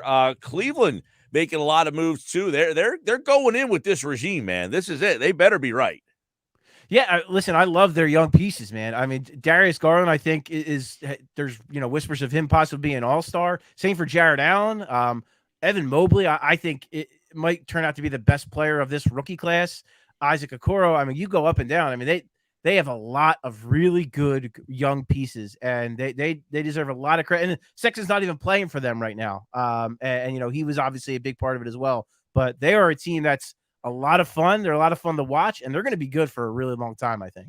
All right, he's a little Paul bit reminiscent of Atlanta last year, in the sense that kind of that young team that's kind of on the brink. Maybe they're not quite up to that level, but they're getting there. Now, we talked yesterday. If you had a guess right now, is Atlanta in the playoffs or out? As it stands, I think they get in, but I don't think they get. I think they're a low seed, though. I don't think they can climb above. So, would you say they are the most likely team to make a major shakeup in the East? Yes. In the East, I would say yes. But out West, that clearly, like I said, Minnesota and Sacramento, they're like hanging by a thread to those like 9 and 10 seeds. So they're they're looking to make a big move to try to make that push and try to get into a playing game. And Minnesota thing's interesting too. It's like, hey, take any guy you want from us except for these two. The only two guys you would want. Right, exactly. All right, Paul Hurdick is, of course, over at Liberty Ballers, at Paul Hurdick on Twitter, inside the Sixers. Tonight they play the Hornets. You can hear it right here on 97.3. I'll see you later, Paul. All right, Mike. Sounds good, man. There's Paul Hurdick repping the Eagles, by the way. You can hear the Eagles right here on Sunday at 1. 97.3 ESPN's coverage begins at noon from the Eagles radio network. And, of course, you can hear the locker room with Billy Schweim and Pete Thompson Sunday morning at 10, going through all the particulars to get you ready for Eagles and Bucks. We'll continue to do it coming up on the Sports Bash live on 97.3 ESPN. I hope you'll stick around because in the 4 o'clock hour, Adam Caplan, football at 4. My quarterback rankings for the 14 playoff teams. Joe Valerio tonight at 5 o'clock, former NFL offensive lineman. How big is offensive line play going to be in this Eagles-Bucks game? Sports Bash is brought to you by the DraftKings Sportsbook in partnership with Resorts Casino Hotel in Atlantic City. Visit resortsac.com to book your next getaway or for game day specials. I got plenty more to go, including all the NFL this weekend. Some text messages are coming in that I want to address, and I will do that coming up next on the Sports Bash Live on 97.3 ESPN, the free mobile app. And don't forget, you can watch the show live through the YouTube app on your phone or smart TV.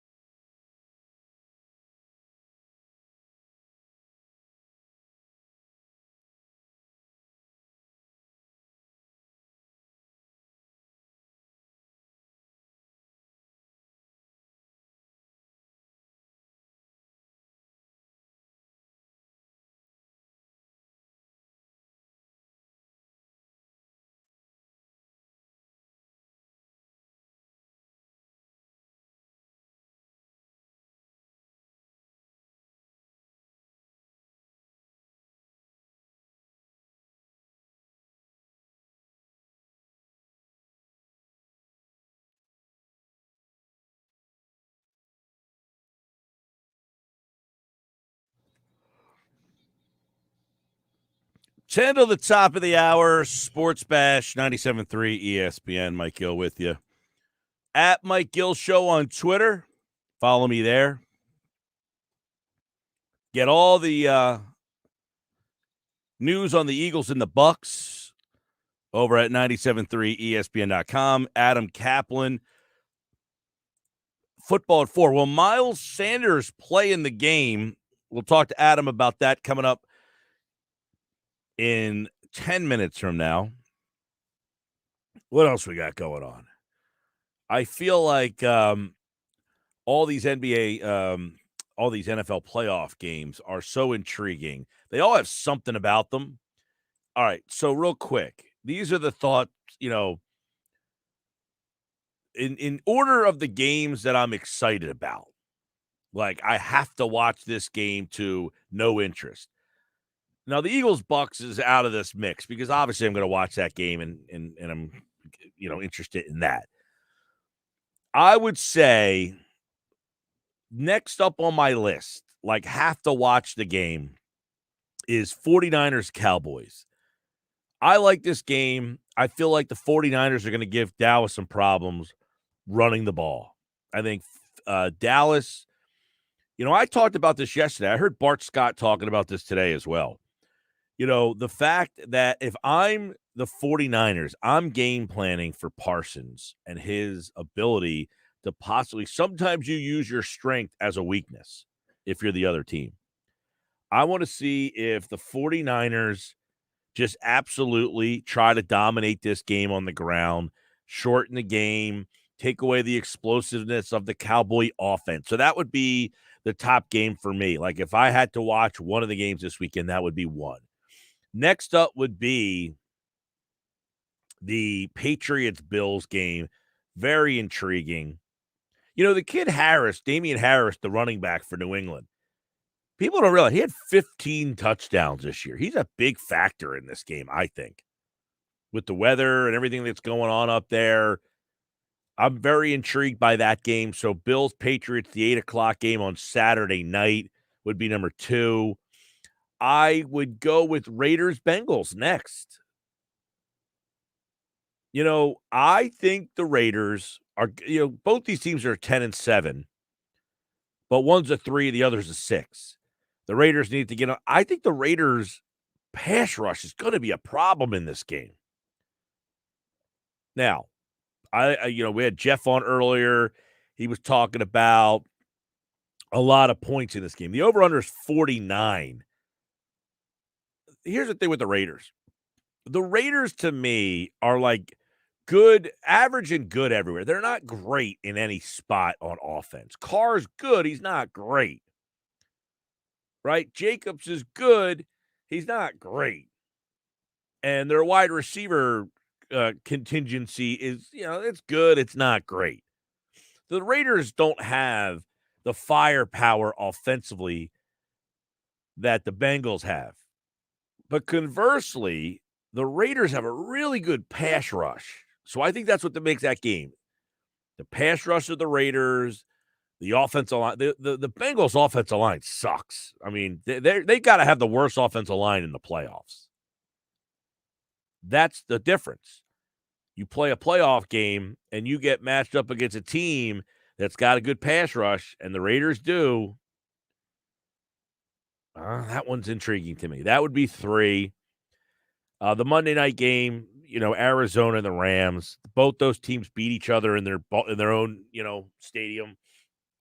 Arizona won at LA. LA won at Arizona. I don't love Arizona. I don't love Stafford. I like the Rams better than I like the Cardinals. So that would be my 4th. And then the Chiefs and Steelers. Somebody texted me earlier, 609-403-0973, asking a question about, this is an interesting question. Is there a scenario outside of Mahomes getting COVID or injured that the Steelers can actually upset the Chiefs? You can argue the Steelers have a better coach, a better running back, a better collection of wide receiver talent, and a better defense. The Chiefs just have Mahomes and Pittsburgh doesn't. Am I nuts? Well, I'll take Reed over Tomlin. I don't think Tomlin is a better coach than Reed. He's not, he's very good. Still take Andy Reid. The running back thing, I think, you can make an argument the Steelers have a better running back. The wide receiver, I like Kelsey and Hill. Is he healthy, though? Over Claypool, Johnson, Freiermuth, the tight end there. Better defense. The Steelers' defense is average. It's not great. The Chiefs' defense has been much better recently. And then Mahomes is significantly better right now than Roethlisberger is. That game, to me, least amount of interest. So I'll put that last on my list of the 6 this weekend. Will Miles Sanders be ready? Find out next.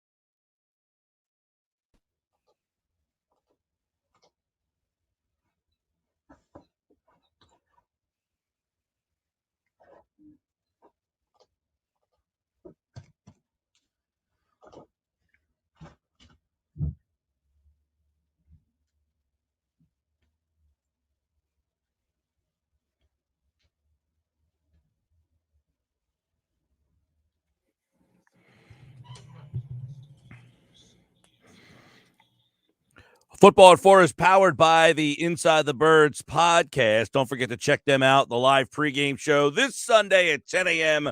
on their social media and YouTube platform. It's brought to you by Caesars Entertainment Group of Atlantic City. Come experience the ultimate sports destinations all season long at the Wild Wild West, Tropicana, and Harrah's Resort Atlantic City, or book your game day experience today at Caesars.com. I'm Mike Gill, Sports Bash live on 97.3 ESPN. Football at 4. Adam Caplan is here as the Eagles get ready for a playoff game against the defending Super Bowl champion Tampa Bay Buccaneers. Adam, what's going on, man?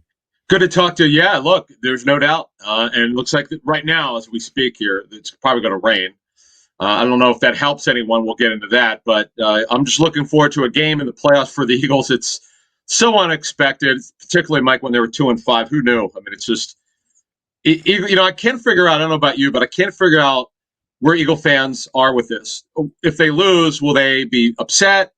Well, yeah, they're not happy. If they wouldn't be happy if they lost. But do they look at it and be realistic here? This is all gravy here. That no one expected this. So I'll be interested to see what happens if they lose on Sunday. Yeah, and you mentioned the weather, the possibility of a rainstorm and wind down there, too. I think the wind is more of a factor sometimes than the rain ends up being. Teams seem like they'll throw the ball with the rain. That's not the issue. But when it gets windy out, that seems to alter some passing opportunities. And the Eagles, you add the wind and the rain, and they want to run, and I would imagine they probably like that. Yeah, and look, Brady, it's not like Brady hasn't played in this type of weather. He's actually a pretty good bad weather quarterback. But if it becomes really, really difficult to run the football, to throw it, you got to be able to rely on that run game. Now, the Bucs are probably going to be without Ronald Jones, their starting running back. They'll figure out a way. He's not their starter. He was filling in for Leonard Fournette. Leonard Fournette, they believe, is going to be able to play. He's missed now 4 weeks with ankle and particularly hamstring injuries. The hamstring's the big issue, but they do believe he'll be ready. They'll figure out who will back him up for the game. But when you look at the situation here for both football teams, they both have injury issues, COVID issues. Both teams right now, knock on wood, just about everyone's back from it, which is miraculous, right? Who knew? But the fact of the matter is, look, everyone who they need to be ready should be ready for this game, who's on the 53-man roster for both teams. We can certainly get into the injury issues, but the bottom line is for the Eagles, they cannot get off to a slow start like they did in the first matchup. No, let's talk a little bit about the injuries here, because the big one would be Miles Sanders. And, he's got that broken thumb. And this is an injury that I think if this was the regular season, Adam, he probably would not be thinking about playing in this game. But you have a playoff game. Nick Sirianni on Monday indicated that, I don't want to say he said he was going to play, but it sounded as if it looks like Sanders is going to play. If he practices this week, he'll play. That's the way I look at it. Today, they only have a walkthrough, so I wouldn't read anything into that. Thursday and Friday, the important practices. Saturday's a walkthrough. Then they fly Saturday afternoon to Tampa. So he's got to show that he can hold on to the ball. Because remember now, he's a running back. He's got to hold it, and he's had ball security issues. That would worry me, but he has to play for them to have any chance to win. He just is different from anyone they have. He's by far the best running back. He must play for them to have a chance. Jordan Howard, he played the last game in Washington, was not himself, though. We know he missed a lot of time with that stinger a couple of years ago. Is that something that they're worried about? No, that's gone. Our Jeff Mosher did report that he actually has a slight AC joint sprain, shoulder sprain. Jason Avant explained that on our Inside the Birds pregame show last week. You could always play with it, but there's pain. And it's just a pain management situation. He looked tentative, we were told. He didn't look like himself, Mike. So he needs to show that he's back. He's been a great story. He really did earn a roster spot coming out of training camp. He could not do any more than he did. He looked great, but you can't keep 4 backs or 5 backs. They made a decision to keep him on the practice squad. He's done a good job when brought up. He's actually been really surprising. He certainly has looked good until he got hurt. He did have a light knee sprain, but that's healed, I'm told. It's another shoulder sprain, which is the issue. Lane Johnson with a knee issue. He didn't even practice last week. He'll be back. The one to look at is the thumb injury for Leonard Dickerson, who also didn't work last week. They expect him to play, but I'll be keeping an eye on that one. And Nate Hurdick, who starts on the other side at guard, He's got a light knee sprain, which is not an issue. He had the ankle injury in the last game that he played, but remember, it looked bad. He came back and finished. But those are the injuries they have in offense. Then Sean Bradley, who's arguably their best special teams player in terms of coverage, he's got a shoulder issue. You know, he had that car accident a couple weeks ago. Then he got hurt in the last game that he played, which is the Dallas game, and we'll see if he's going to be available. Adam Caplan, Football at 4 from the Inside the Birds podcast. Howard did not play the first game. He had no carries. Sanders had 9 carries. He was the only back to carry the ball. Hurts had 10 carries in that game. I would imagine that's not going to be the game plan this time around. And those 9 carries, Adam, correct me if I'm wrong, I think all 9 of them came in the second half. Yes. Couple notes here. Jordan Howard's on the practice squad, Ben.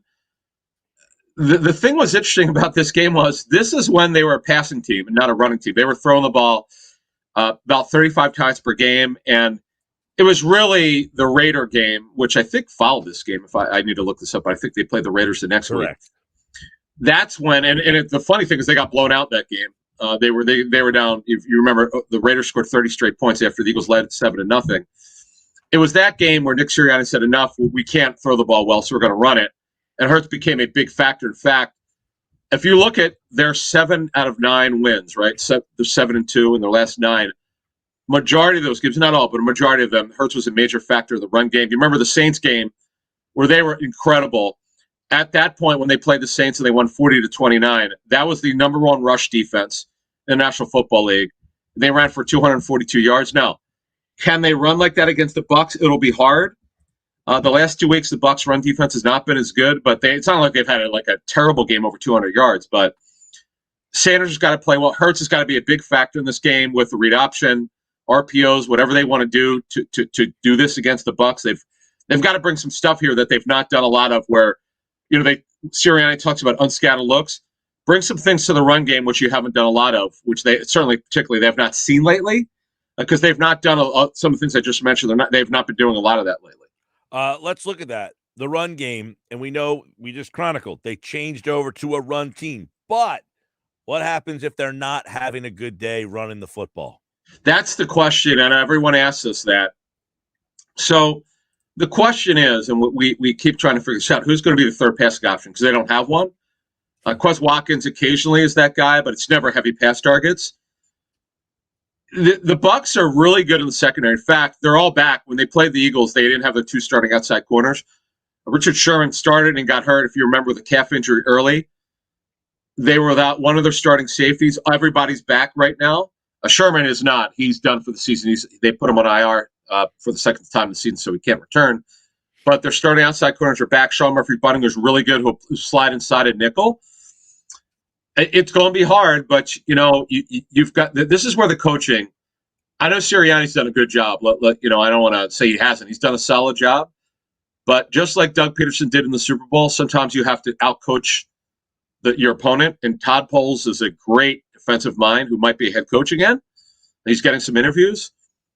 Sirianni's going to have to, with Kevin Patullo, who is his right-hand man, and Jeff Stalin in the run scheme. They're going to have to come up with something for the Bucs defense that either they haven't shown, or they're going to have to scheme these guys open, which they have to do a better job of. Like Jalen Reagor, and it's true. Look, he hasn't had a good season, but you've got to figure out a way to get these guys open and give them something that they haven't seen before.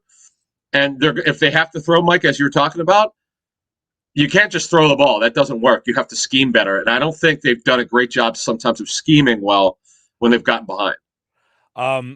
They obviously, what if they can't run the ball?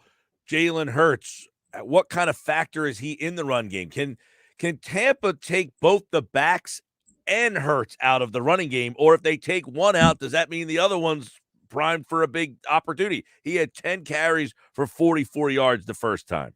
Yeah, remember, he scored late. It was Zach Ertz's final game as an Eagle, and he got traded the next day to the Cardinals. And Hurts had 3 rushing touchdowns, but I mean, it's not 3, but he had 2. But in that game, you never really felt the Eagles had anything going on, and Hurts struggled really throwing the football in that game. But he's been such a factor in the run game when healthy. They need to get him back to being that guy. And they block so well. The thing that the Eagles can do, and I know the Bucs have a very good pass rush, but Shaq Barrett, who's their best pass rusher, has a significant knee injury. They believe he'll play, but they have no idea how many snaps he'll be able to play. JPP's playing with a torn labrum. He's been limited all season by it. They should be able to protect well. But the question, and you asked it, can they run well with Hurts? They have to go back to making a major factor. The ankle injury should be healed now. That should not be a factor. He looked better, by the way, in their last game in Week 17 that he played. So I expect that to be a big issue. Not a big issue, but a big factor in terms of how they run the football this week. Let's keep Hurts on the top of our mind here, because what if he does not play well? What if he is not a factor in the game? Is there a path for Philadelphia? No, he has to play great. In fact, this play, it's dual. If he's not a big factor of the run game and they're not running it well, he's got to throw well in the pass game. In the first game, he did not pass at all well, about 56% passer rating. There were some drops in that game, but he was inaccurate. Overall, he's got to play his best game as a professional. I'll give you an example where I thought he played his best. Two great games of his career. His best game of his career, from a throwing standpoint, was at Arizona last year. If you remember, they had a safety on the opening drive. He took a safety. He mentally hung in there, and he was really good. They lost because their defense didn't show up. He was great in that game. The Denver game on the road, when Denver was a good football team, when the defense was playing really well, he played great. He handled himself really well, and after that, he's been spotty passing the football, but he's got to play an exceptional game here. As we talk about this, Mike, everyone has to coach the best they've ever done, and they've got to play the best they ever have because they're playing the Super Bowl champions. And if you don't think they're great, not only are they really good and they're 13-4, they really don't have a weakness. It's hard to find that. I know that they're without two of their top 4 pass targets now for the season. Antonio Brown was cut. And Chris Godwin is a terrific football player, but Cyril Grayson, by the way, who's been starting on the outside for Godwin, they don't know if he's going to play with a hamstring injury, but Brady makes everyone around him great. Remember what O.J. Howard did to the Eagles in the first game. Yep, and Fournette's another guy. We'll see if he ends up playing because he caught the ball 6 times. And we know in the playoffs last year, Fournette was a really big added bonus to their offense. So he was a guy that hurt them the first time around. Let's look at Brady. What is 81%? Brady's best completion percentage of the season came in that game against Philadelphia. He torched them. What's the plan this time around? Because Gannon indicated we've got something we're going to try. Try if you may, but you may not succeed. Well, blitzing is, I don't say it's fuel. He's seen everything. Now, we're going to have a nugget. We got something I'm holding for tomorrow, but I'll give you just a little nugget of it, little piece of it. So I talked to a defensive coach who had been a coordinator in the league, and he's faced Brady a lot, and he gave him some great stuff. But what he did say, the one thing I'll give you here on your show is that you have to do something you've not shown on tape before, but your players can handle. That to me is the key. I know it's easier for me to say that, but Brady has seen it all and done it all. He's the best player in his position in NFL history. It's not even close. As great as Joe Montana was, Montana's not even close to Brady. Ironically, Brady's favorite player growing up was Montana, and he was at that game, the 82 game when they beat Dallas. But you're going to have to try something, whether it's press coverage, rerouting Mike Evans and Gronk. They got to have a plan for him. But it's just, I'm interested to see what Gannon does because, look, when they faced the great passers this season, he's been terrible. I mean, they haven't done anything well. They've had this great schedule in the second half, and yeah, they've played better. They're not giving up points, but you saw what Justin Herbert. The last time they faced a great passer, they got housed. So he's going to have to do something different. Very fair. The other guy would be Gronk. I would imagine you've got Slay dealing with Evans. I would. Yeah. Gronk is going to be saying, all right, now who's got me? What's the plan against Gronk? So Gronk didn't play in the first game, and O.J. Howard took over for him for 649, a touchdown. That he wasn't even covered on the 15-yarder. I would say you got to box him in. You can play what's called bracket coverage, where you're just not. See, his thing is because he's 6'6" and a half. He roams free. You can't do that. And he's a guy that if you get his legs, he struggles a little bit. I know it's easier said than done. I agree. Slay. Now, here's the question, though, in that. They play a lot of man. They've been playing a little bit more zone lately. If you remember, the Eagles' first half of the season played more zone than any team. Then they became more of a man. Well, way more man they've been playing, and now they've been playing more zone lately.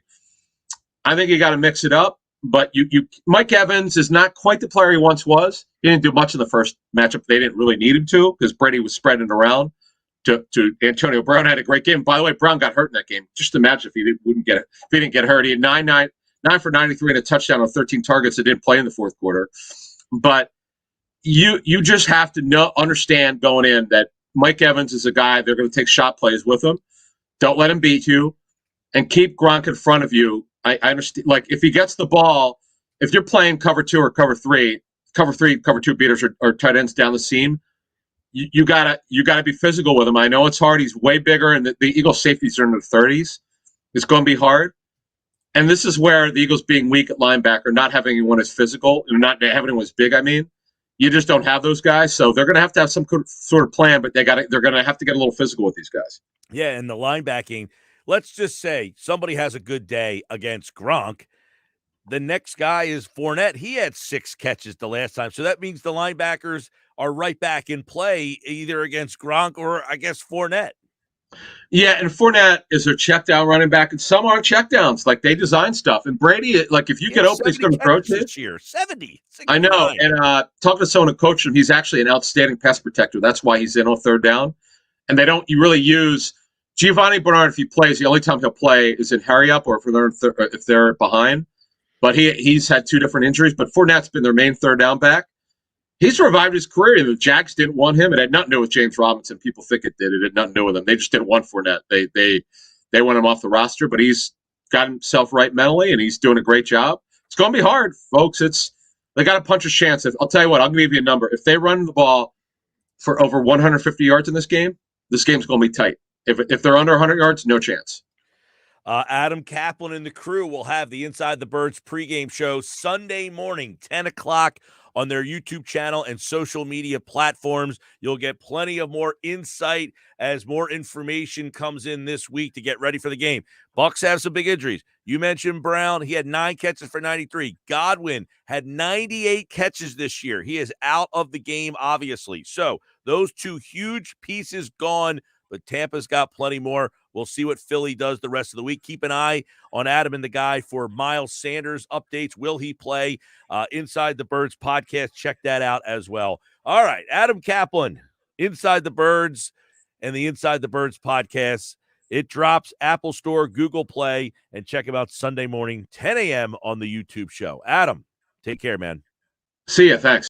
All right, there's Adam Caplan here, Inside the Birds, football at 4. And Football at 4 on the Sports Bash, as always, is brought to you by our friends at Caesars Atlantic City. Check out the ultimate sports destinations all season long at the Wild Wild West,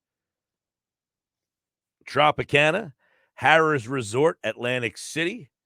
Book your game day experience today at Caesars.com. All right, this is what we got coming up. I will rank the 14 playoff quarterbacks coming up next. We've got people texting in theirs. So if you want to play along, you can text in yours as well. 609-403-0973. 609-403-0973. I will rank the 14 playoff quarterbacks. Joe Valerio will talk football, playoffs. You know, Joe, I believe, played in a Chiefs-Steelers playoff game, 1993. I think Joe was on that team. So we'll talk a little bit about that matchup, Pittsburgh, Kansas City. We'll talk more about all the playoff matchups. Is preparation for a playoff game different than a regular season game? Talk about that with Joe tonight at 5. Jeff Kerr, CBS Sports. All the news from around the wild card weekend. That's at 5:30. This is the Sports Bash on 97.3 ESPN, the free mobile app, and you can watch the show live. Use the YouTube app on your smartphone, tablet, or laptop, or the YouTube app on your smart TV. I'm Mike Gill. This is the Sports Bash.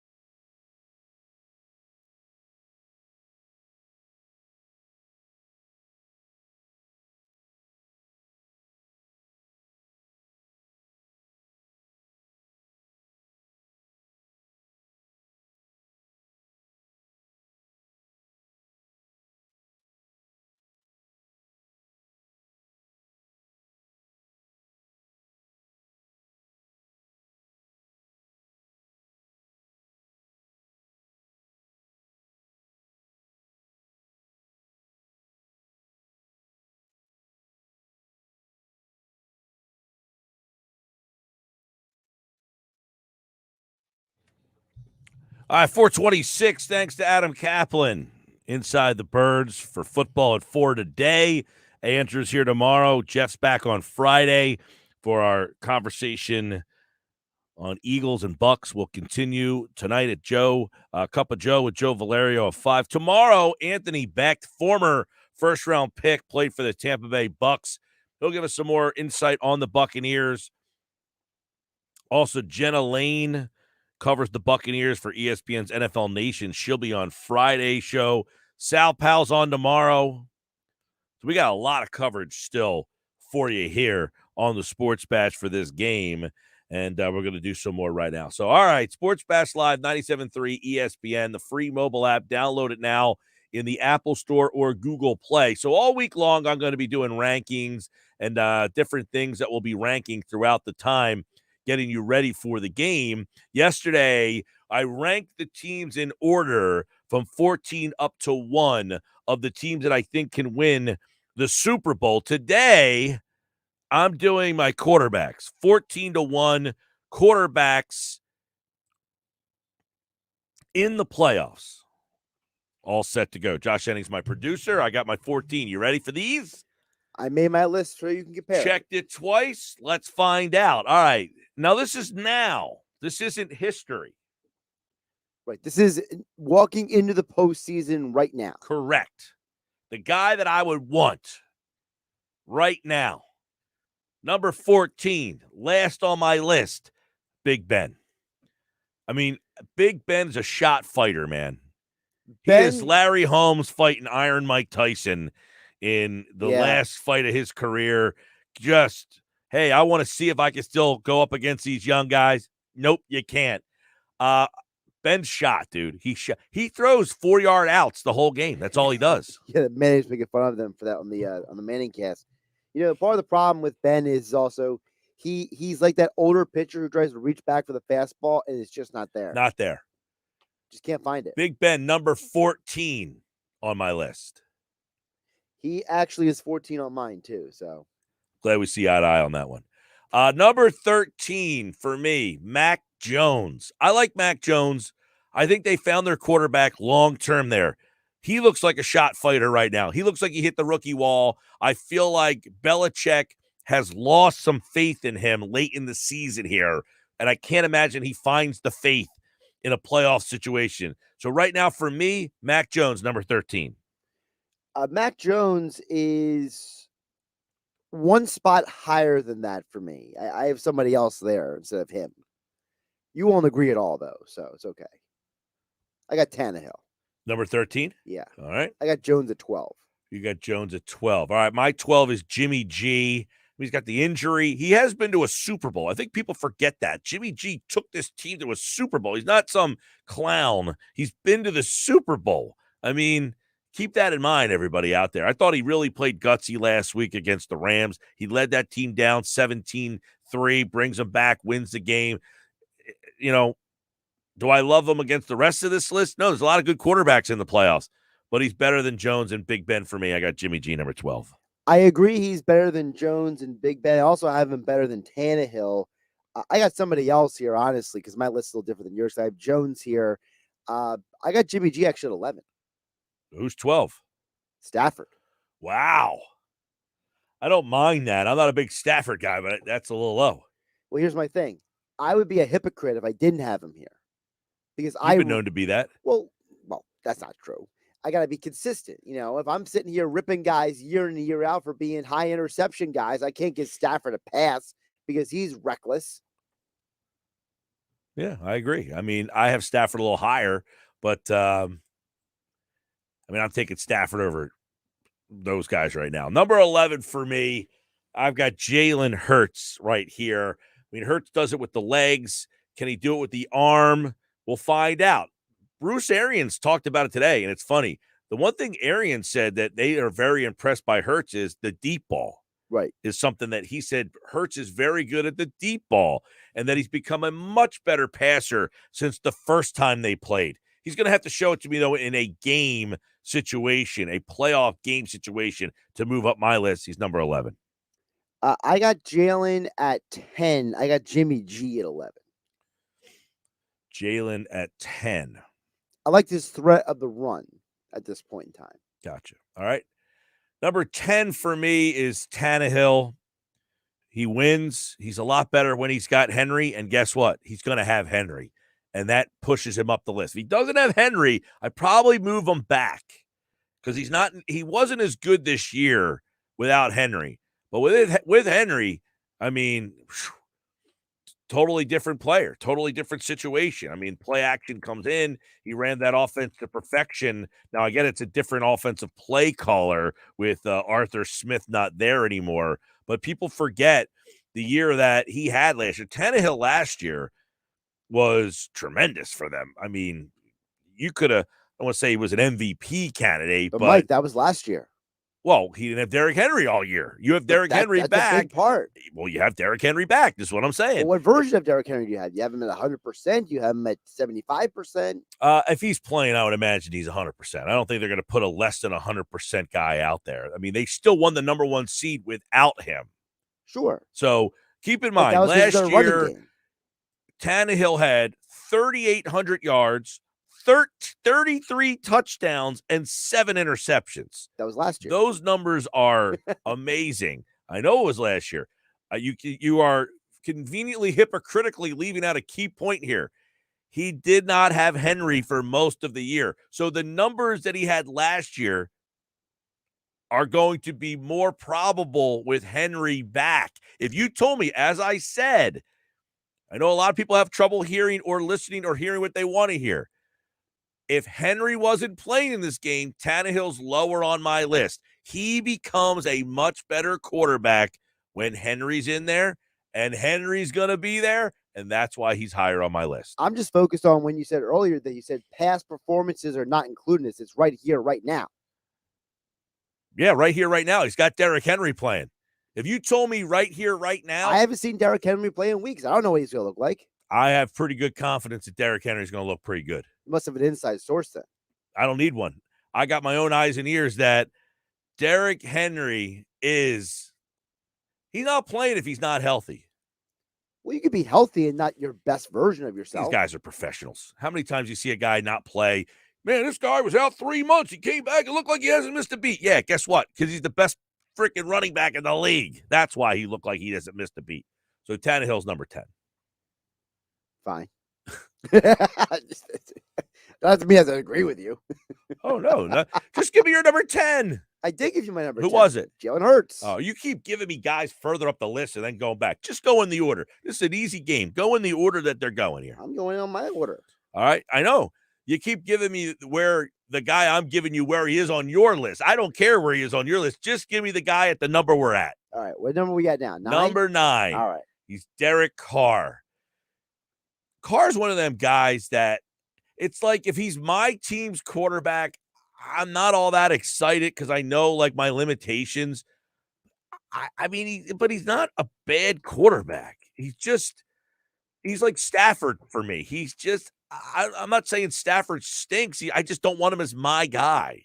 That's it. Too many interceptions this year for Carr. 23 touchdowns, 14 interceptions, almost 5,000 yards. He has games in him, though, where you're like, man, the game against the Eagles, the game against Denver, the game he had against Dallas, 373 and a touchdown on Thanksgiving Day. He has the ability. He just doesn't do it consistently. 382 against Pittsburgh, 386 against Miami. He has those games in him, just not consistent enough for me. You and I both have Carr at the same spot. I got him at number 9 as well. Okay, number 9, Derek Carr. All right, number 8 for me. So Big Ben, Mac Jones, Jimmy G, Jalen Hurts, Tannehill, Carr. Number 8, I got Stafford. A little high. Stafford, I'm not a big Stafford guy, but I got to be objective here. I mean, the guy puts up some monster numbers. Here's my problem with Stafford. People will make the excuse that he played in Detroit. That's not an excuse for me. You were drafted number 1 to change Detroit. You weren't able to do it. Correct. When you get drafted number 1 overall, it's because the team you were on stinks. They stunk. They took you to not make them stink anymore. And you know what? They still stunk. I mean, you got them to the playoffs once. One time. That's it. And then he comes to this team. Now, look, they're 13-4. They win the division. But they won with Jared Goff, too. But they won previously with Jared Goff. 4,800 yards, 41 touchdowns, but 17 interceptions. And the interceptions, when he throws them, that's the big problem. So I'm going to put him at number 8, but I'm a little skeptical, let's say. A little skeptical. All right, that's fair. My number 8, by the way, is Kyler Murray. I feel like Murray, I like him, the player, but I don't think this is his year. You know what I mean? I don't think he's ready for this yet. I think he's another year away. To me, it was a coin toss between Carr and Murray because I like both quarterbacks, but I don't love their situations. I think the situation's important. Agree. That's why I like Tannehill. He's got a good situation all of a sudden. Number 7 is Murray for me. Now, Murray, one of the issues with Murray, he's missed too many games this year. He only played 14 games. He missed, 4 games, 24 touchdowns, 10 interceptions. He can run, though, man. He is a guy who does things, 5 touchdowns on the ground. He's fast as can be, but no Hopkins. I think that's a big issue in this situation. He will not play in this game, and I just can't get on board with Hopkins with Murray because of no Hopkins. And you mentioned earlier the thing with Derrick Henry. James Conner's been a huge part of the Cardinals offense. He's not 100%. He's banged up. He's got the hip issue, got the knee, got the shoulder. He's been banged up all year. If Conner was more healthy, I feel more confident with the Cardinals. Yeah, and Murray, by the way, his games without Hopkins, they have gone down. Distinct difference. Distinct difference, yes. So I got Murray, and quite frankly, without Hopkins in this game, I just don't see how they win. I think it's that big of a problem for them. I don't know how they beat the Cowboys. Well, because of the Cowboys. It's Mike McCarthy. Speaking of which, number 6, I got Dak Prescott here as my number 6 guy of the top 14 guys that are still left in the NFL playoffs. Prescott had a great year, 37 touchdowns, 10 interceptions, 4,500 yards. He kind of tailed off a little bit. He had a tough game against Washington and the Giants. Arizona, he did not play well. But for the most part, he was pretty good this year. I'm a Dak fan. I like Dak. Doesn't do it with the legs anymore, but I got Dak number 6 as the guys I would take in the playoffs. I actually have Josh Allen at 6. I think that Allen took a step back this year. I think that the offense, it's hard for me to determine if it's him or if it's the offense, but he definitely took a step back this year. He had more interceptions this year. He wasn't as accurate. He had a lot of games where he was the rushing offense for that team. I don't know what the heck's going on in Buffalo, but I think Allen, he's just not a top 5 guy in this postseason for me. Well, for me, he is. He's number 5, actually. Josh Allen is the number 5 guy of the 14 here.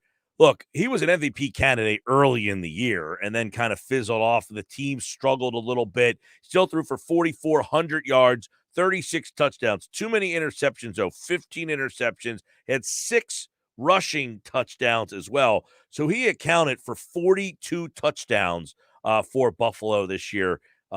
Big arm, can go down the field. The problem is they don't run the ball all that well in Buffalo. He is the running. Right. He's the most of the run game a lot of the time. He's got some good weapons with Diggs. And quite frankly, Dak, Murray, they got some injury issues that have come into play here. So I got Allen Gallup's number 5. Done for the year too. Gallup's done for the year, yes. So I got Allen as my number 5 guy on the list. Yeah, we have flip-flop. I have Dak at 5 because I still believe that I think Dak right now is a more efficient quarterback than Josh Allen. It's pretty interesting because we both have the same top 4. I think so. Well, I haven't heard any of these names yet, so I'm going to go with the assumption that unless you put a backup quarterback here. Well, no, I'm curious right, if exactly. the exact 4. Like, do we have an exacto here? We'll find out. We'll hold those 4 for the other side here on the Sports Bash Live 97.3. Who made the top 4? I think you could figure it out, but in what order? And you can text yours in to 609-403-0967. 0973. A couple of you have already sent yours in. Top quarterbacks in the playoffs, 14-1. Let us know, 609-403-0973. This is the Sports Bash Live on 97.3 ESPN and the free mobile app. And you are watching the show live on the YouTube channel. Just use the YouTube app on your smart TV or your laptop, phone, or tablet.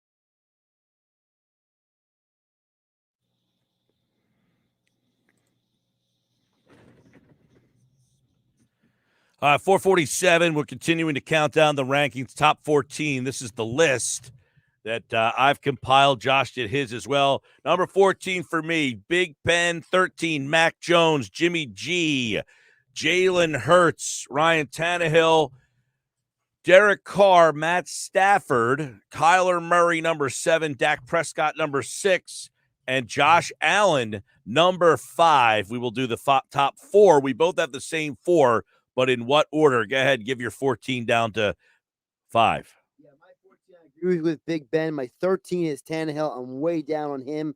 My 12 is Mac Jones. My 11 is Stafford. My 10 is Jalen. 9, Jimmy. 8, Kyler. 7, Carr. And 6, I have Josh Allen. And 5, Prescott. All right. So we'll go into the top 4 now and see how we have put our 4 together. My number 4 is Joe Burrow. Obviously, a young guy coming off the ACL, had a monster year this year, big bounce back off the injury. I was skeptical that they did not take an offensive lineman after the injury. Obviously, he had a monster year even without the protection, 4,600 yards, 34 touchdowns, 14 interceptions. I mean, he's not infallible. So I think he hasn't played in a playoff game. I can't put him ahead of the 3 guys in front of me until I see him. Plus, he's been sacked 51 times this year. I think that's a problem. I also have him at number 4. I love the connection between him and Chase. I just think that combination is just going to be too much for the Raiders in the first round, and I like them scaring somebody either in the second round or the championship game. All right, number 3 for me, I'm going Patrick Mahomes here. He did not have as good a season as he's had in the past, and he still was probably one of the best statistically speaking. I had him in fantasy this year, and I'm like, man, this guy, I don't have Pat Mahomes. No, I got Pat Mahomes. He was still fantasy-wise the best quarterback in the league. He just wasn't as good. 4,800 yards, 37 touchdowns. He did throw 13 picks, and he got sacked 28 times. He's still a guy I got no problem. To me, on the AFC side, he's the guy. I also have him at 3. I think that the 2 guys ahead of him are the 2 front runners for the league MVP. I think that Mahomes has found his groove again, but as you mentioned, he's not the same Mahomes that we've seen. Number 2 for me, going Aaron Rodgers at number 2. If I'm voting for MVP, I don't have an MVP vote, but if I did, I would vote for Tom Brady. Couple of reasons. Rodgers, 4,100 yards, 37 touchdowns, just 4 interceptions. Rodgers missed a big game for them. They lost that game. It didn't end up hurting them. So I'm not saying Rodgers is a jerk. I'm not that guy. But I just thought Brady was more important to his team. I mean, he lost a lot of guys to injuries, played every single game. That all factors in. Not to mention he's 44 years old and threw for over 5,000 yards. So I'm going Rodgers number 2. And remember, Rodgers has 1 Super Bowl. As great as Rodgers is, he has 1. The other guy's got 6. I have Brady at 2 because I am the godfather, the preacher, the pastor of the church of teams win championships, not individuals. Brady won those championships with great teams around him to help him be as great in the GOAT that he is. And right now, if you had to ask me 1 game, 1 moment in time, give me the guy with the electric arm, not the guy who's 44. I got Brady number 1, 5,300 yards. By the way, 43 touchdowns, 12 interceptions. He never gets hit, barely. He had, statistically speaking, maybe the best year he's ever had. I mean, that year with Moss, I guess you could throw into the mix. I mean, you could argue that the talent that he had this year when everybody was there was actually better than the talent he had with the Randy Moss teams. I would think the full brigade of talent, but he threw 50 touchdowns that year and had 8 interceptions. Those numbers were better than this year, but yardage-wise, it's the first time, actually, it's the second time he ever went over 5,000 yards. I mean, It's the most yardage he's ever thrown in his career. It came this year at 44 years old. I'm just saying it helps when you have Gronk and Godwin and Evans and Antonio I'm Brown. not discounting that at all. That's what I'm saying. He had the best statistics. Although I said the one other year when he had Randy Moss, he threw 50 touchdowns and only had 8 interceptions. That's the only other year that you can throw into the mix. I mean, for me, if I have to win a game, I can't go against the guy that's got 6 Super Bowls. I mean, Rodgers is great, but he still only has 1. He has been beaten. Somebody said to me, well, it's not fair to compare Stafford when he's got to beat Brady. I said, if Stafford's good enough, other quarterbacks have knocked Rodgers out. Rodgers has only won 1 Super Bowl.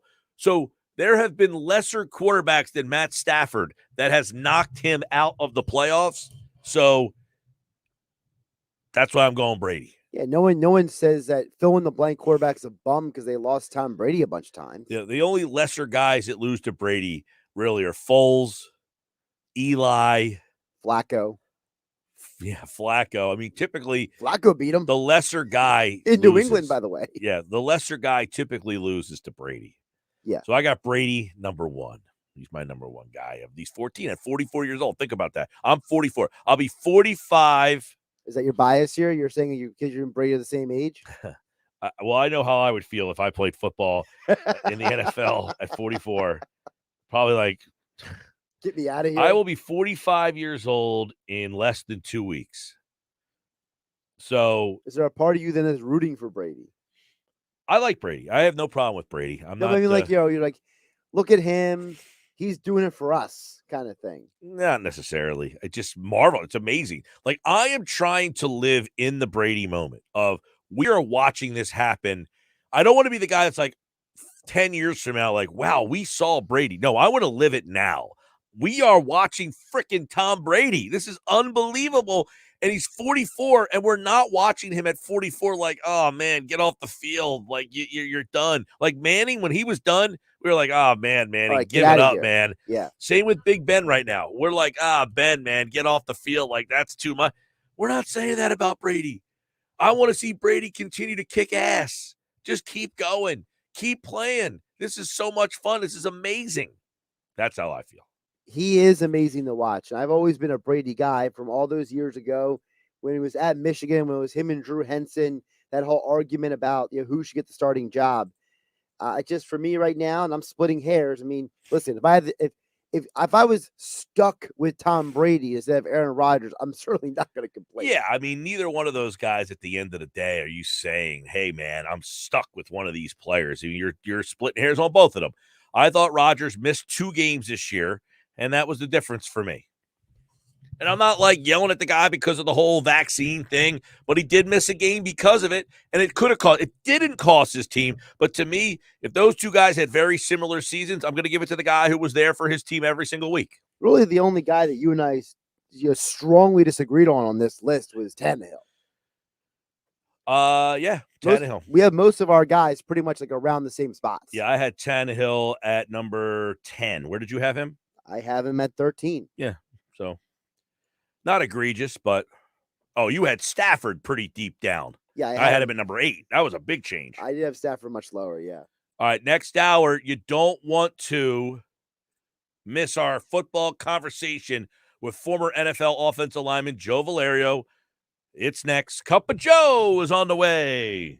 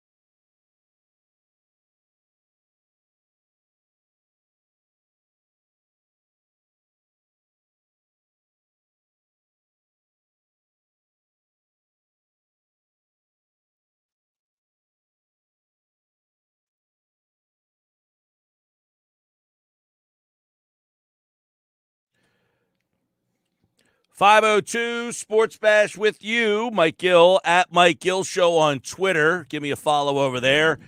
Wild card. Oh, it's super wild card weekend. What's the difference between getting ready for a playoff game and a regular season game? Well, I only know so many people that would know, and one of them is on right now. Joe Valerio played in the NFL playoffs. He played NFL football for the Kansas City Chiefs. I believe, Joe. Now, I don't want to put words in your mouth. I can't remember. Not words in your mouth, but I believe you were a part of the team that was Kansas City, Pittsburgh, played in the playoffs, 1993. Were you on that team? I was, Mike, and that was quite a run that team. Look, first of all, I'll just say, Mike, there's nothing like the playoffs. I mean, look, I know that NFL players are professionals, and they take every game seriously, but there literally is nothing in an NFL locker room knowing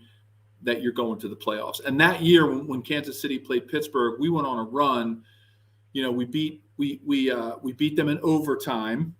Unbelievable game, right? We throw a touchdown with no time, no time left. Joe Montana throws a touchdown to Tim Barnett with no time left on the clock. And then Nick Lowry kicks the game winner in overtime. Then we go to Houston, and we beat a team that had won 11 games in a row. Some people say it was the game that ended Houston Oilers being in Houston. And we beat Buddy Ryan's vaunted 4-6 defense the year that he and Kevin Gilbride got into a fight on the sideline. I mean, they were scoring 45 points a game, and Joe Montana just shut that 46 defense down, and we went to AFC Championship and lost to Buffalo. And there is nothing like going on that run. And I'm just so excited that this Eagles team, faced with 3 first-round picks next year, are going to the playoffs, and they're building this team around Jalen Hurts. Like, how exciting for Eagles fans. This is the first step. So, Joe, you played in that game, Kansas City, Pittsburgh. We'll talk about that game in just a little bit because I want to kind of get some thoughts on all these matchups. But give our listeners a little insight on the preparation for a playoff game as opposed to a regular season game, like how the feeling and the focus is different. Yeah, the focus in playoffs is about execution.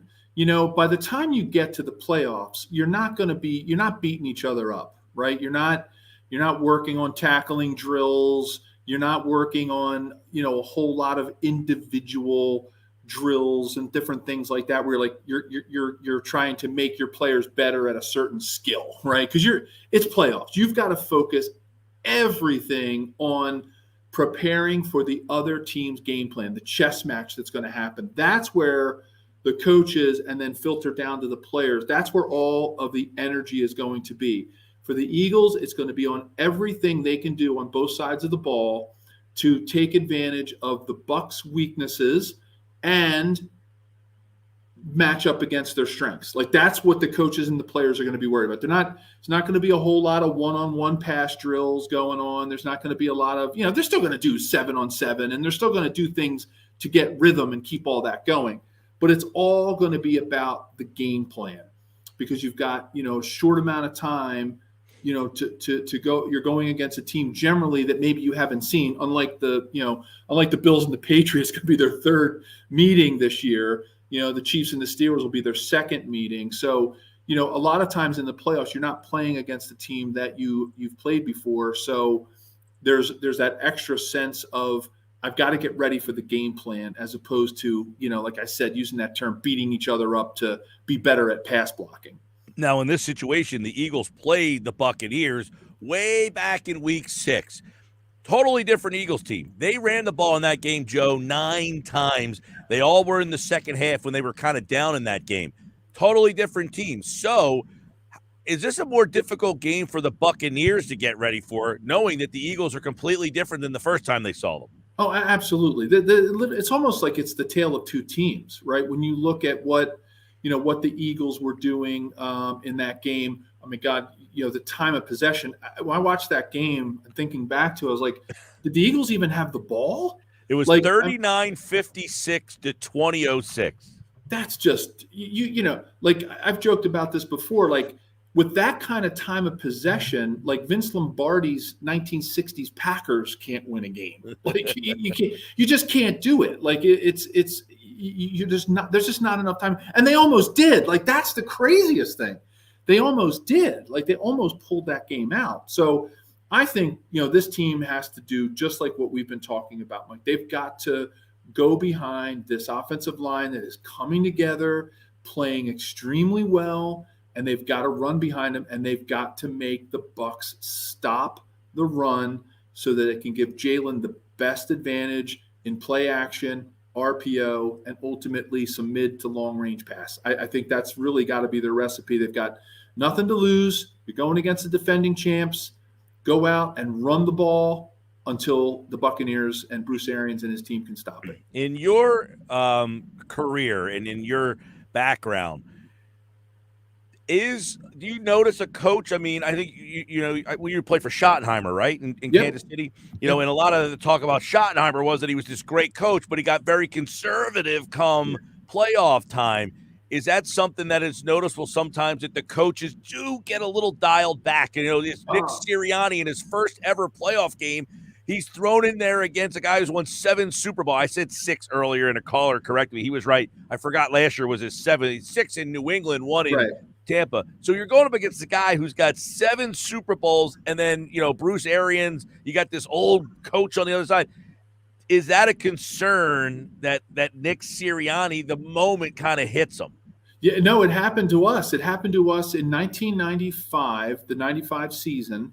So it would have been, the winter of 96, where we had home field advantage throughout. Mike, it was mentally the closest I'd ever been to the Super Bowl. Physically, obviously in 93, we went to the AFC Championship. But that year, Joe Montana retires, Steve Bono steps in, we go 13-3. We were as mentally close to the Super Bowl as a team could get, because coming through Arrowhead was tough. And the Colts came in, and we got big game syndrome. We literally got big game syndrome. We were averaging. So first of all, it was like 0 temperature-wise. It was freezing. So you've got a new quarterback in Steve Bono, first year as a starter in the playoffs, and you've got Marcus Allen, right? So the first half, we run the ball. Marcus is averaging 5 yards a carry. He had 10 carries for 50 yards. And I think we were losing like 6-0 at halftime. It was, literally freezing. Now, granted, our kicker missed 3 field goals inside the 40. So we ended up losing 10-6. It was 11 degrees, by the way. Yeah. And wind chill -15.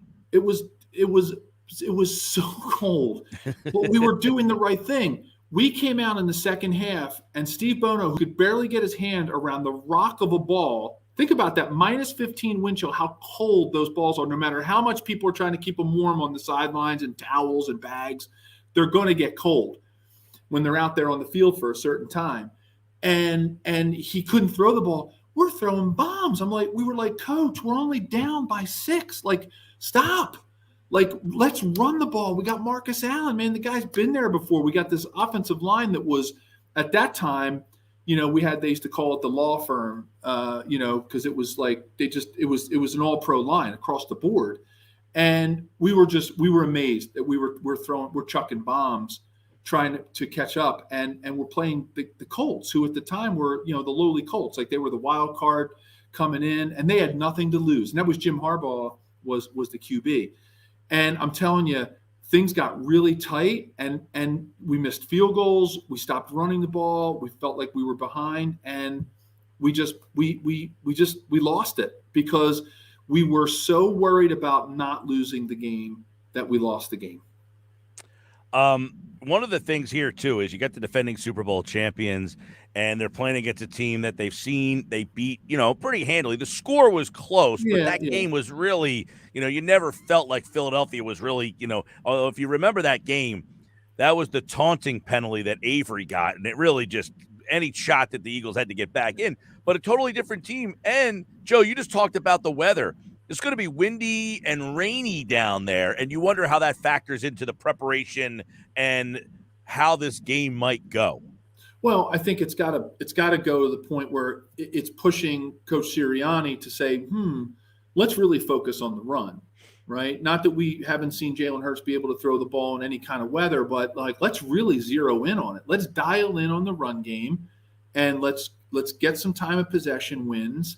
Let's own the clock. Let's keep Brady off the field. And, you know, my big thing about Brady, Mike, and when I used to talk about the Eagles beating the Patriots in the Super Bowl, which what team wouldn't you want to beat in the Super Bowl? I was like, I get chills when I think about that game. But like, if the Eagles can come up with a way to stunt in the middle, if you go back and look at that game and watch that game, and you watch Brady historically, he is terrible. Well, not terrible. Guys won 7 Super Bowls. He is not as effective when he is getting rushed in his face. It frustrates him. Sure. It frustrates him when he can't see. And he's a tall guy. He's a statuesque quarterback, but it still gets in his way. So, you know, defensively, I think what the Eagles need to do is I think they should be running what we would call either a Texas stunt, where the tackle would go to the outside and the end would loop in. So the tackle becomes outside contained, and then the end comes in and rushes up the middle, try to make a move on one of those guards or center as they're trying to pick up these stunts.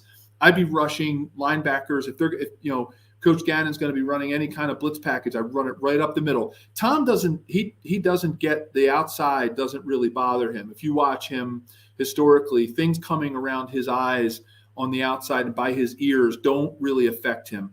It's when you get the mush rush up in the middle of the pocket and you can get in his face and he can't extend his arm and he can't follow through. And I'm telling you, I think defensively, as much as I want the Eagles to continue to run the ball, defensively, I really want them to get in his face up the middle of the pocket. And I think if they can put in a stunt package, yeah. So watch that, fans, like listeners, like listen, watch to see how the Eagles defensive line rushes against Brady, and keep your fingers crossed that, you know, knowing from an old offensive lineman's perspective, I hated those, what's called a Texas stunt, T and E, T, Texas, right? The tackle goes first, N comes in. And then in El Paso, right, would be the end shoots the gap, and then the tackle goes around and tries to get outside contained.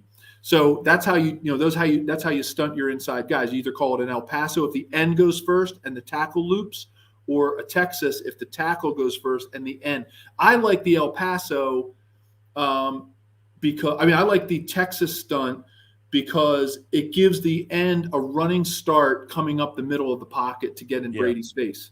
And that would be like, you know, I think if you're what you're talking about, like these double A gap blitzes, press man coverage on the outside, that's what you really need to try to do to, you know, get pressure up to Brady so he can't step into that throw. And then you have the press coverage on the outside, so there's not a lot of separation. Yeah, let him sidestep. Now, listen, Patrick Mahomes, opposite kind of rush, right? Like he doesn't really feel the pressure inside in the middle. Because he's so good at sidestepping, right? That's where you see him making these sidearm throws, you know, outside the pocket and things like that. You know, a mush rush works sometimes against Patrick, but most of the time you're going to want to kind of keep him in the pocket.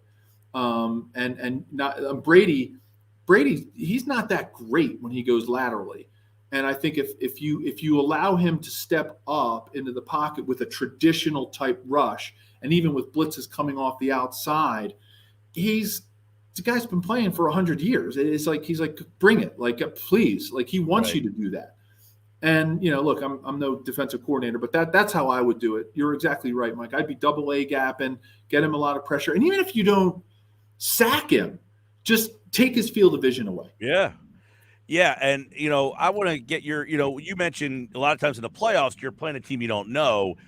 Now, you have division games. When you play that first division game, Kansas City plays Oakland back in the day, and then the second time, how much from that first game do you look at and then adjust and make? Because they have played, you wonder how much that first game does have meaning to both of these teams. Like, what's Philadelphia? Are they going back and watching that tape and saying, all right, this is what they did, this is where they got us, let's look at, like, how much is that first game being utilized for Sirianni and John Gannon? Well, the fact that they played early, you brought up a great point, Mike. The fact that they played so early in the season is going to be a less of a factor, right? Because you have to watch how a team develops over the season, depending on personnel, things that start to work, tendencies, right?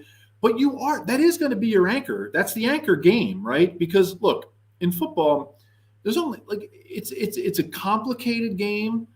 The playbooks are thick. There's a lot of options and there's a lot of variations. But, there's only so many things a team can do in the season, right? Because what happens is, Mike, you put your base plays in training camp, right? Like you put your core plays in and you start to build variations off of that based on what teams are showing, right? And who you're playing and how they're playing you and what kind of defense they run.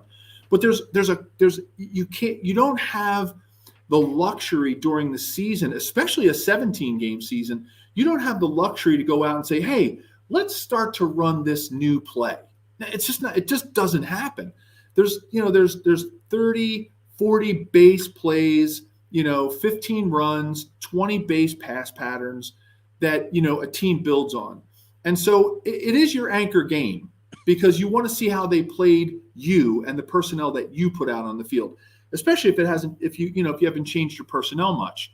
So I think if the Eagles had played the Buccaneers 2 weeks ago, I think they'd have watched that film 100 times.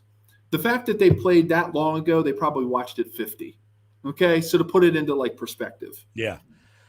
We're talking with Joe Valerio, former NFL offensive tackle with the Kansas City Chiefs, and looking at these football matchups, trying to give you some perspective of what these teams are doing, getting ready for playoff games here. Now, Philadelphia, obviously, they've got the tall task here. They're the 7. They're playing the 2.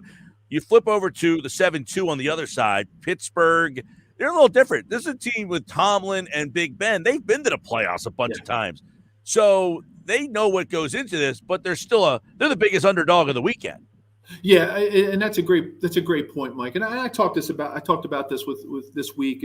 We'll be publishing our Believe in Chiefs podcast, and we talked a lot about. I have a lot of respect for the Steelers. Look, growing up, they were my AFC team, right? Pennsylvania team. I go back to the Bradshaw, Franco Harris, Rocky Blyer, Jack Lambert. I could name probably 40 of the 53 guys on that roster. The Steelers were pretty cool back then, growing up for me as a kid.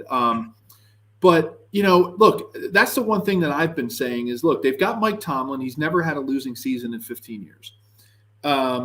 You've got Ben who's going to play all out, right? It could be his last game. And that, this was a team that was they had an 8% chance 2 weeks ago of making the playoffs. And here they are, right?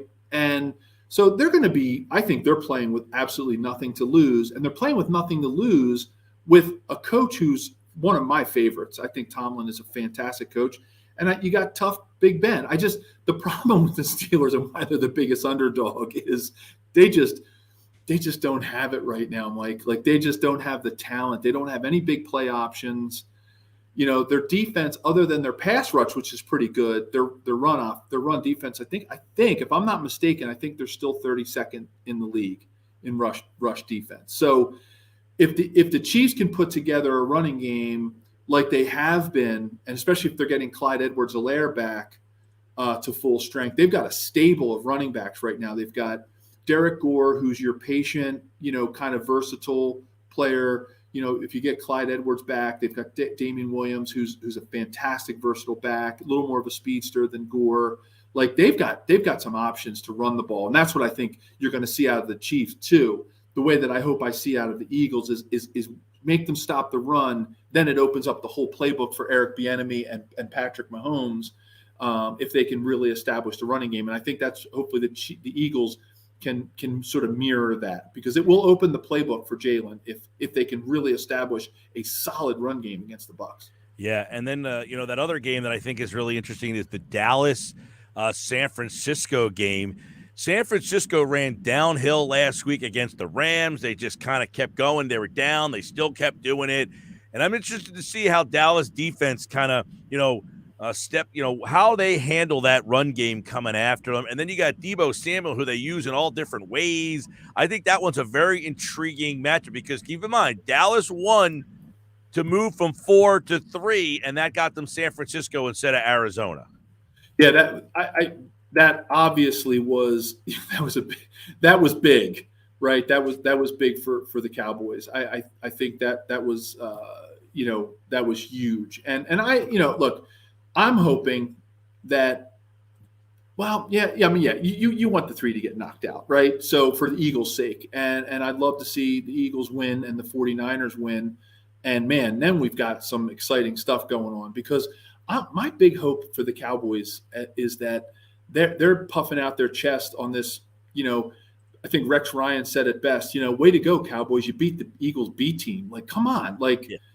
Yeah. The Eagles had the JV out there, right? No offense, you guys are all professional football players. I'm saying that jokingly, but keep puffing your chest out, guys, because you didn't really, Dak had the game of his life. I hear all this stuff about Dak. Like, listen, I like Mike McCarthy. Mike McCarthy was the offensive quality control coach when I was in Kansas City, and wow. he came with Paul Hackett, who came from 49ers.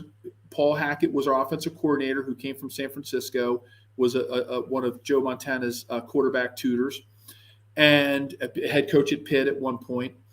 And, he brought Mike McCarthy on as I think Mike was right, either out of college or maybe had maybe a couple jobs in the NFL. But he was what they call offensive quality control. Back then, what offensive quality control did is they cut the film, because we literally used to cut film, and they would put together the scout team plays and cards. It was all administrative work. So I've watched that guy grow. I remember going to a Thanksgiving dinner with Mike and his wife, because he was barely our age, unlike some of the other coaches. So he came to a Thanksgiving dinner with a bunch of players. So I do have a lot of time for Mike, because I do have that history with him, and he was one of those people that I literally watched his career go right on up. And so I know there's a lot of pressure on him right now. And Jerry Jones came out and said Super Bowl or bust. Yeah, or bust. And that's not good for a coach. And then that's when things start getting tight. And maybe Mike McCarthy's the one that gets a little big game syndrome. He's thinking, God, if I lose this game, and he steps out of himself and the 49ers run downhill and they take the Cowboys out, then we're in for some really intriguing matchups after that. So, well, then you also have the fact, Joe, that Dan Quinn and Kellen Moore are both getting interviews for head coaching jobs. Does that kind of distract you? Oh, totally. Yeah, that's a total distraction for. And John Gannon's getting one too, to be fair, Philadelphia. Yeah. It's a total distraction, and you want to see that, right? You want to see that as a head coach, but it can be. People are looking about, they're thinking about other things, and maybe they're not spending as much time on the game plan as they could be. And you never know, what can happen. And I just think it's going to be a really, really fun. And how about this Monday night thing? That's crazy. Monday night playoffs. How much sway does ESPN have over the NFL that they can force a Monday night game? That's a short week for anybody who, yeah. comes out of a winner. And Philly, by the way, has an extra day. They played Saturday, and now they get off till Sunday. So there's one extra day for them. And then, the Monday night teams, if they win, they're going to have to play Saturday or Sunday. Then I would imagine they're going to play Sunday the next week. You would hope that those two teams are going to be on the Sunday slate. All right, Joe Valerio, you can check him out on Twitter at Joe Valerio73. He is a retired Kansas City Chief offensive lineman, played with those great Chiefs teams back in the early 90s. Joe Montana, he's a Penn Quaker, University of Penn, 1991. And we just like to talk football Wednesday nights right here. Make an appointment. We'll do it again next week. Joe, we'll see you then, pal. All right, fly, Eagles, fly. Sunday, 1 o'clock, right here on 97.3 ESPN. There's Joe. We got the football fix for you here on a Wednesday night, and we will do it again with Joe Valerio next Wednesday here on the Sports Bash. Great dude, great football conversation. As always, hey, it's Mike Gill. Did you make a New Year's resolution? I'm sure you did. If your resolution was to stop swearing, well, then you broke that thing already. And I know you did it. And you will do it if your heater stops working. That's why my friends at Ambient Comfort Heating and Cooling Professionals have a special offer. It's $50 off any furnace repair for anyone who has already broken their New Year's resolution. Trust the reliable experts at Ambient Comfort Solution to save on energy costs and increase the life of your system while keeping your family comfortable, regardless of who originally installed your system. When your heater breaks, don't start swearing. Just call Ambient Comfort to get $50 off your furnace repair. Go to ambientcomfortnj.com. That's ambientcomfortnj.com. When comfort matters, choose Ambient Comfort. I'm Mike Gill. This is the Sports Bash. Coming up, Jeff Kerr, CBS Sports, all the stories you need. What are the top storylines on this Wednesday for Super Wildcard Weekend? We're going to touch on them coming up next.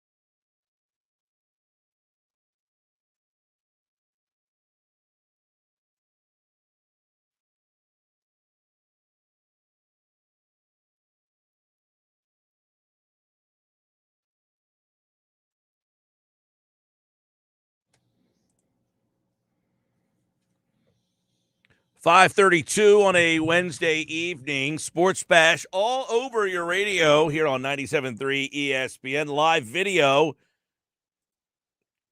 You can watch through the YouTube app on your phone, your smart TV, laptop, tablet. Mike Gill with you, Sports Bash Live, 97.3 ESPN. We've got plenty of coverage of the NFL playoffs, Super Wildcard Weekend. You can hear all the playoffs live here on 97.3 ESPN. Michael Scott, no confirmation of whether he's from The Office or not, says, to me, it's how they lose. If they get blown out, it's kind of like, hey, they gave us a good year. But if they are up 10 with 4 minutes left and lose, then yes, I'm going to be disappointed. I think that's fair, Michael. Look, they are not in a position where you're like, they're going to win this game. Like anybody who says flat out they're going to win this game, I think is ridiculous. And look, and I was as high on this team as anybody. At the beginning of the year, I said the ceiling for this team was 10 wins, and I thought they could be a playoff team.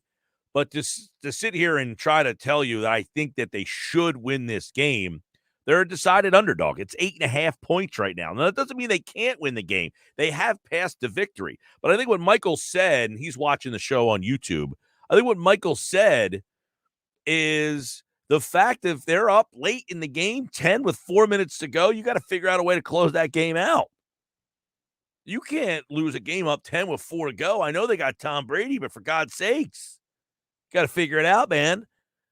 That's how you learn how to win. And I think of a guy like Jalen Hurts, having him, we've heard time after time what a great leader he is, what a great leader he is. That's usually the first thing we hear about when people talk about Hurts. It's not he's a great quarterback or he's a great passer or he's a great runner. It's that he's a great leader.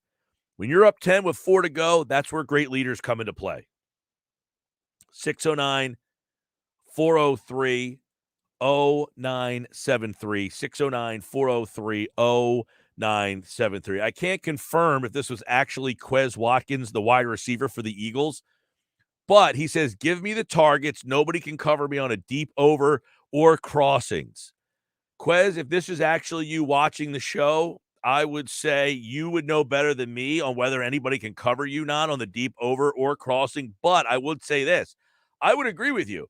I think he gets open, and if you're watching on the YouTube show, you would see that somebody by the name of Quez Watkins with a picture of Quez Watkins with the name Quez Watkins watches the show and commented, and somebody brought this question up.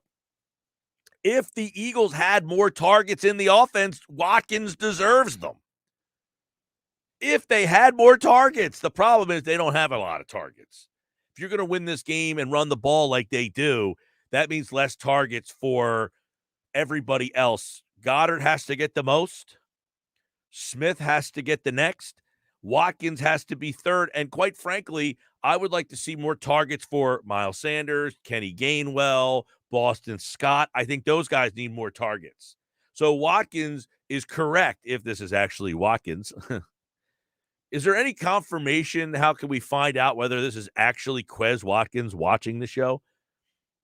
Do we have any confirmation? Is there a way to figure that out? I was unable. So a lot of times when somebody is on a feed, you can kind of click that user's watching. There's no clickable link for that profile, which means it's either locked or private. Like Quez Watkins has a locked.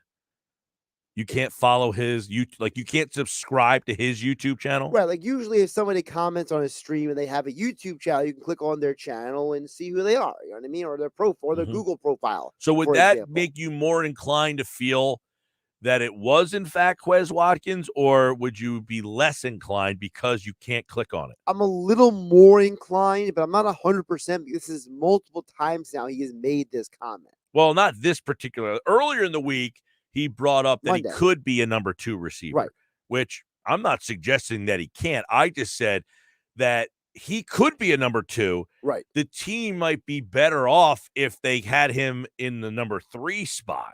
Like if they found someone, I don't have a problem with Watkins. I feel like they could utilize him better. The problem is they run so much, and that takes targets away from Watkins. My point was, doesn't hurt to add another player and put Watkins in a role other than the one he's in right now.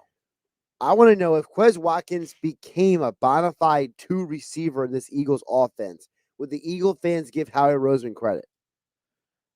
Well, they got him in the 6th round. The fact that he's doing anything right now, he deserves credit.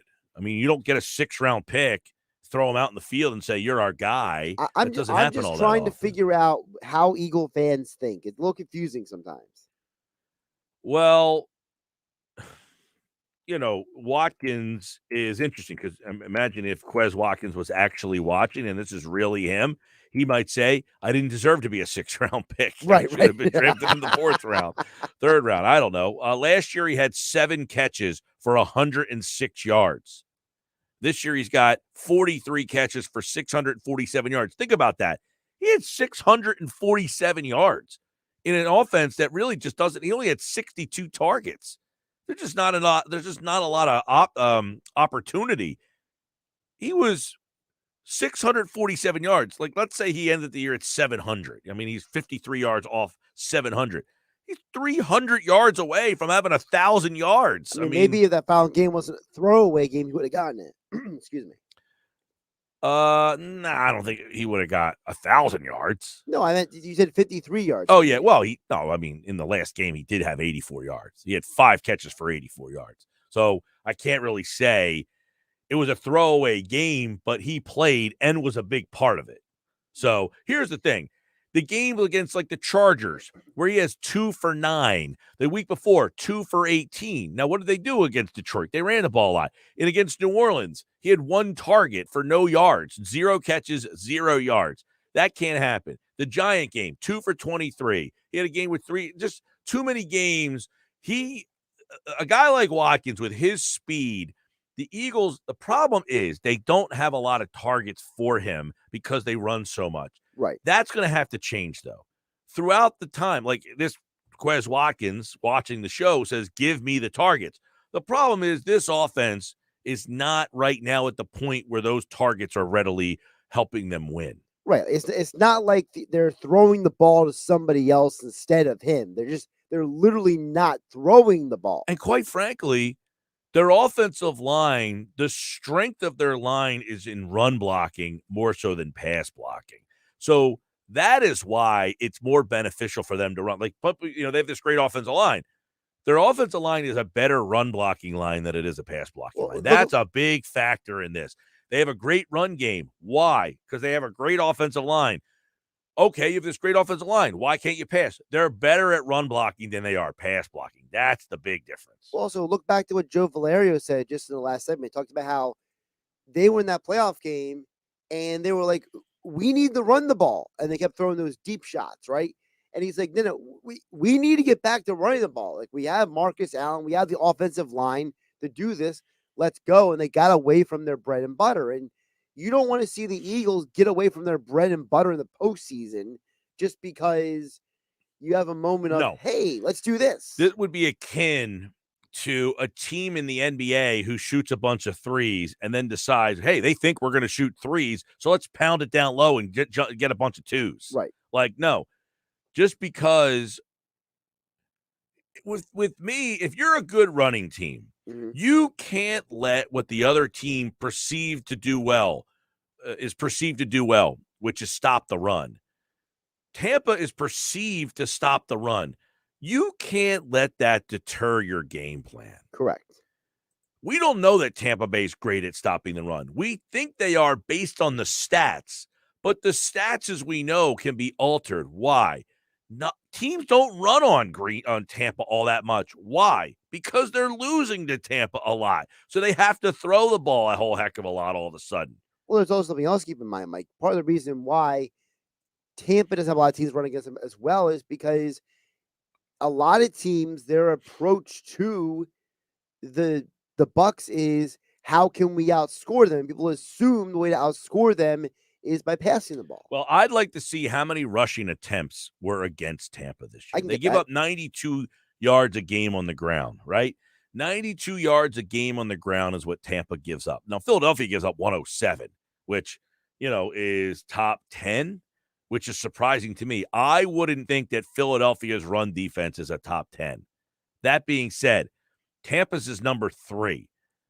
Now, New Orleans is number 4. Remember when New Orleans was the best and Philadelphia ran all over them? Now, New Orleans gives up only 3.7 yards per carry. Tampa gives up 4.3 yards per carry. Now, I would guess, I don't know this to be accurate. My guess would be that teams run against Tampa less than any other team in the entire league. Tampa's defense has faced the fewest rush attempts in the NFL. Okay, there you go. 366. Right. And then that would say, well, teams don't run on them a whole heck of a lot, but they get 4.3 yards a carry. So the Eagles. By the way, by comparison, the Eagles have 550 rush attempts this year. That's the second most in the league. Now, how many rush attempts against Philly's defense? Philly has 458 rush attempts. So 450, almost 100 more against Philly's defense. Now, Philly gives up 4 yards per carry. Tampa's gives up 4.3. So if you go by yards per carry, Philly's run defense is actually more stout against the run than Tampa's is. Teams just don't try to run against Tampa. Right. They've run against Tampa 100 times less than Philadelphia. So that's a big difference. And yards per carry, to me, is a big number.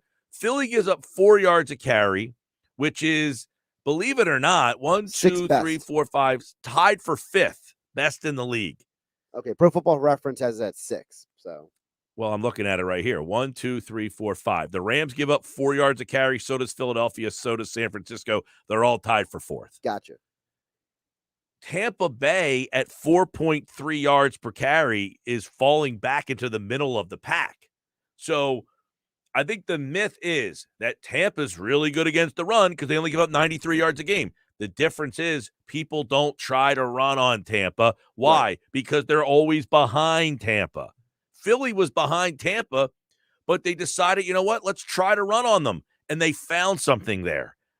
That's a big difference in the game. Sports Bash Live, 97.3 ESPN.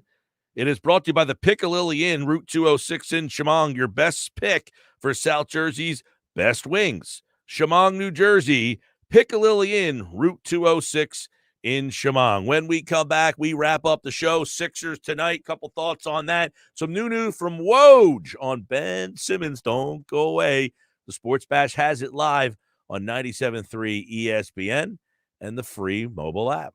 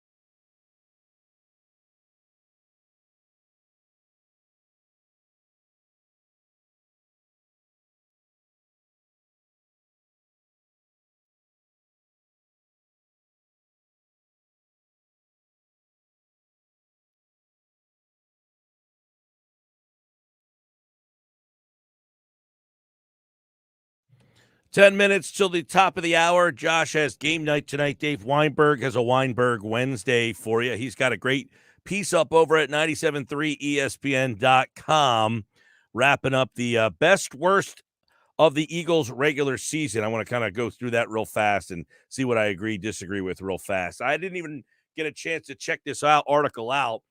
He says best game, Eagles 40-29 over the Saints. Would I agree with that or not? The Eagles game against the Saints, was that their best performance of the season? I would say their best game was against Denver. To me, that was their best win of the year. The game against Denver. At the time, Denver, two reasons. Denver played Bridgewater. He was their starting quarterback, and the game was on the road. That's why. That game, to me, was their best game of the year. The next week, they played the Saints at home, and they beat them up pretty good, too. But in that game, they played Simeon. He was terrible. But I like – it's, 220, 221. The Lions game was pretty good. That game was on the road, too. The Panthers game, they played pretty well in. I'm going to go the game, though, against Denver would be the best game for me. He went with the Saints game. The worst game, Eagles-Giants, I think that one's fair. I don't think Eagles-Giants, that one to me is the worst one. You can go with the Raider game, too. They got their asses kicked against the Raiders in that game. And I think the Raiders were a team that they were comparable with. The 49er game, too, was pretty bad. But I'm going to go with what Dave said. I like that one, the Giants. Best play, he has Hurts connecting with Watkins for the 91-yarder. To try to come up with a play off the top of my head like that is a little difficult. Let me see if I can remember one off the top of my head that deserves best play of the year that really stands out. How about the game? How about the play Jalen Hurts had, the where he had that little juke and then he changed direction? I think that was against the New Orleans Saints. That one to me, I'm going to go with that because Watkins didn't score the touchdown, and that will be the difference to me. So I'll go Hurts' touchdown run. I think it was against the Saints in that game. That would be mine. Let's go best play defense. He has Darius Slay scooping up the fumble, dodging would-be Broncos tacklers, 82-yard touchdown run. And that one's going to be a tough one to top. You could go with the Slay. He had back-to-back touchdowns. He had that week against Denver, and again, I think the next week or the week before against the Lions. You could also go, I'm going to go best defensive play, though. I'm going to go, because of the magnitude, is the win against the Washington, the interception in the end zone by Rodney McLeod, because that puts you in the playoffs. So I'm going to go with that play as my play of the year. Best play special teams. He has TJ Edwards blocking a punt against Carolina. Bradley recovered it. Touchdown seals the win. Tough one to even contend. I don't think they had a kickoff return or a punt return for a touchdown. So best play special teams. I'll agree with them there. That block punt, I do remember that. That helped them win the Carolina game. Worst play offense. He goes with the Philly special play against the 49ers on 4th and goal. Tough to argue with that. Also, another bad play was inside the red zone against the Giants. Any number of them down there where they just couldn't get in the end zone. They were all basic plays, but they had some bad ones early in the season. That Philly special play, though, against the Niners was pretty bad. Worst play defense, there was a lot of them. I mean, he has Patrick Mahomes, Tyreek Hill for a 44-yard touchdown. Any number of Derek Barnett jumping off sides or any number of Derek Barnett getting called for taunting or something like that, they could be in play here. So there you go. So Dave Weinberg tonight, I just went over his extra point column, best and worst. Those were just off the top of my head real fast. I'm not saying he's wrong. I'm just saying, those are the ones that maybe off the top of my head that I would have gone with for best game. The best game for me is Eagles at Denver. That was the most impressive. on the road at Denver against Bridgewater is a better win than against Trevor Siemian at home. His worst game was Eagles-Giants. I don't have a problem with that. You could have gone Eagles-Niners. That was an awful game too. But the fact that the Giants are so bad, the Niners are at least a playoff team. He has best play, the Watkins 91-yarder. I'm going to go with Hurts touchdown run when he juked the guy out of his shoes. There you go. Dave's up tonight at 6:20. I'm back tomorrow here on the Sports Bash. Good night, everybody.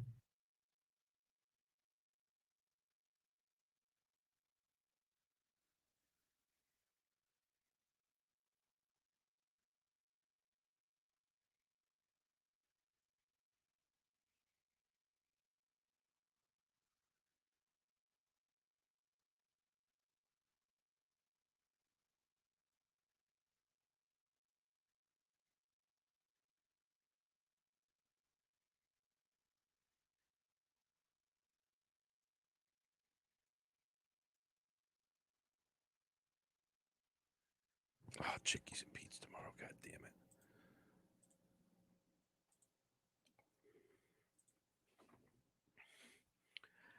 Hey, it's Mike Gill. Coming up on Thursday, one day closer to the Eagles and Bucks. We'll break it down. Sal Palantonio at 3 o'clock. Football at 4. Former first-round pick Anthony Beck gives us the outside view. And Rob Motti at 5:30. Plus the Sixers are in action and the Fly Guys play. We're breaking it all down Thursday on The Bash.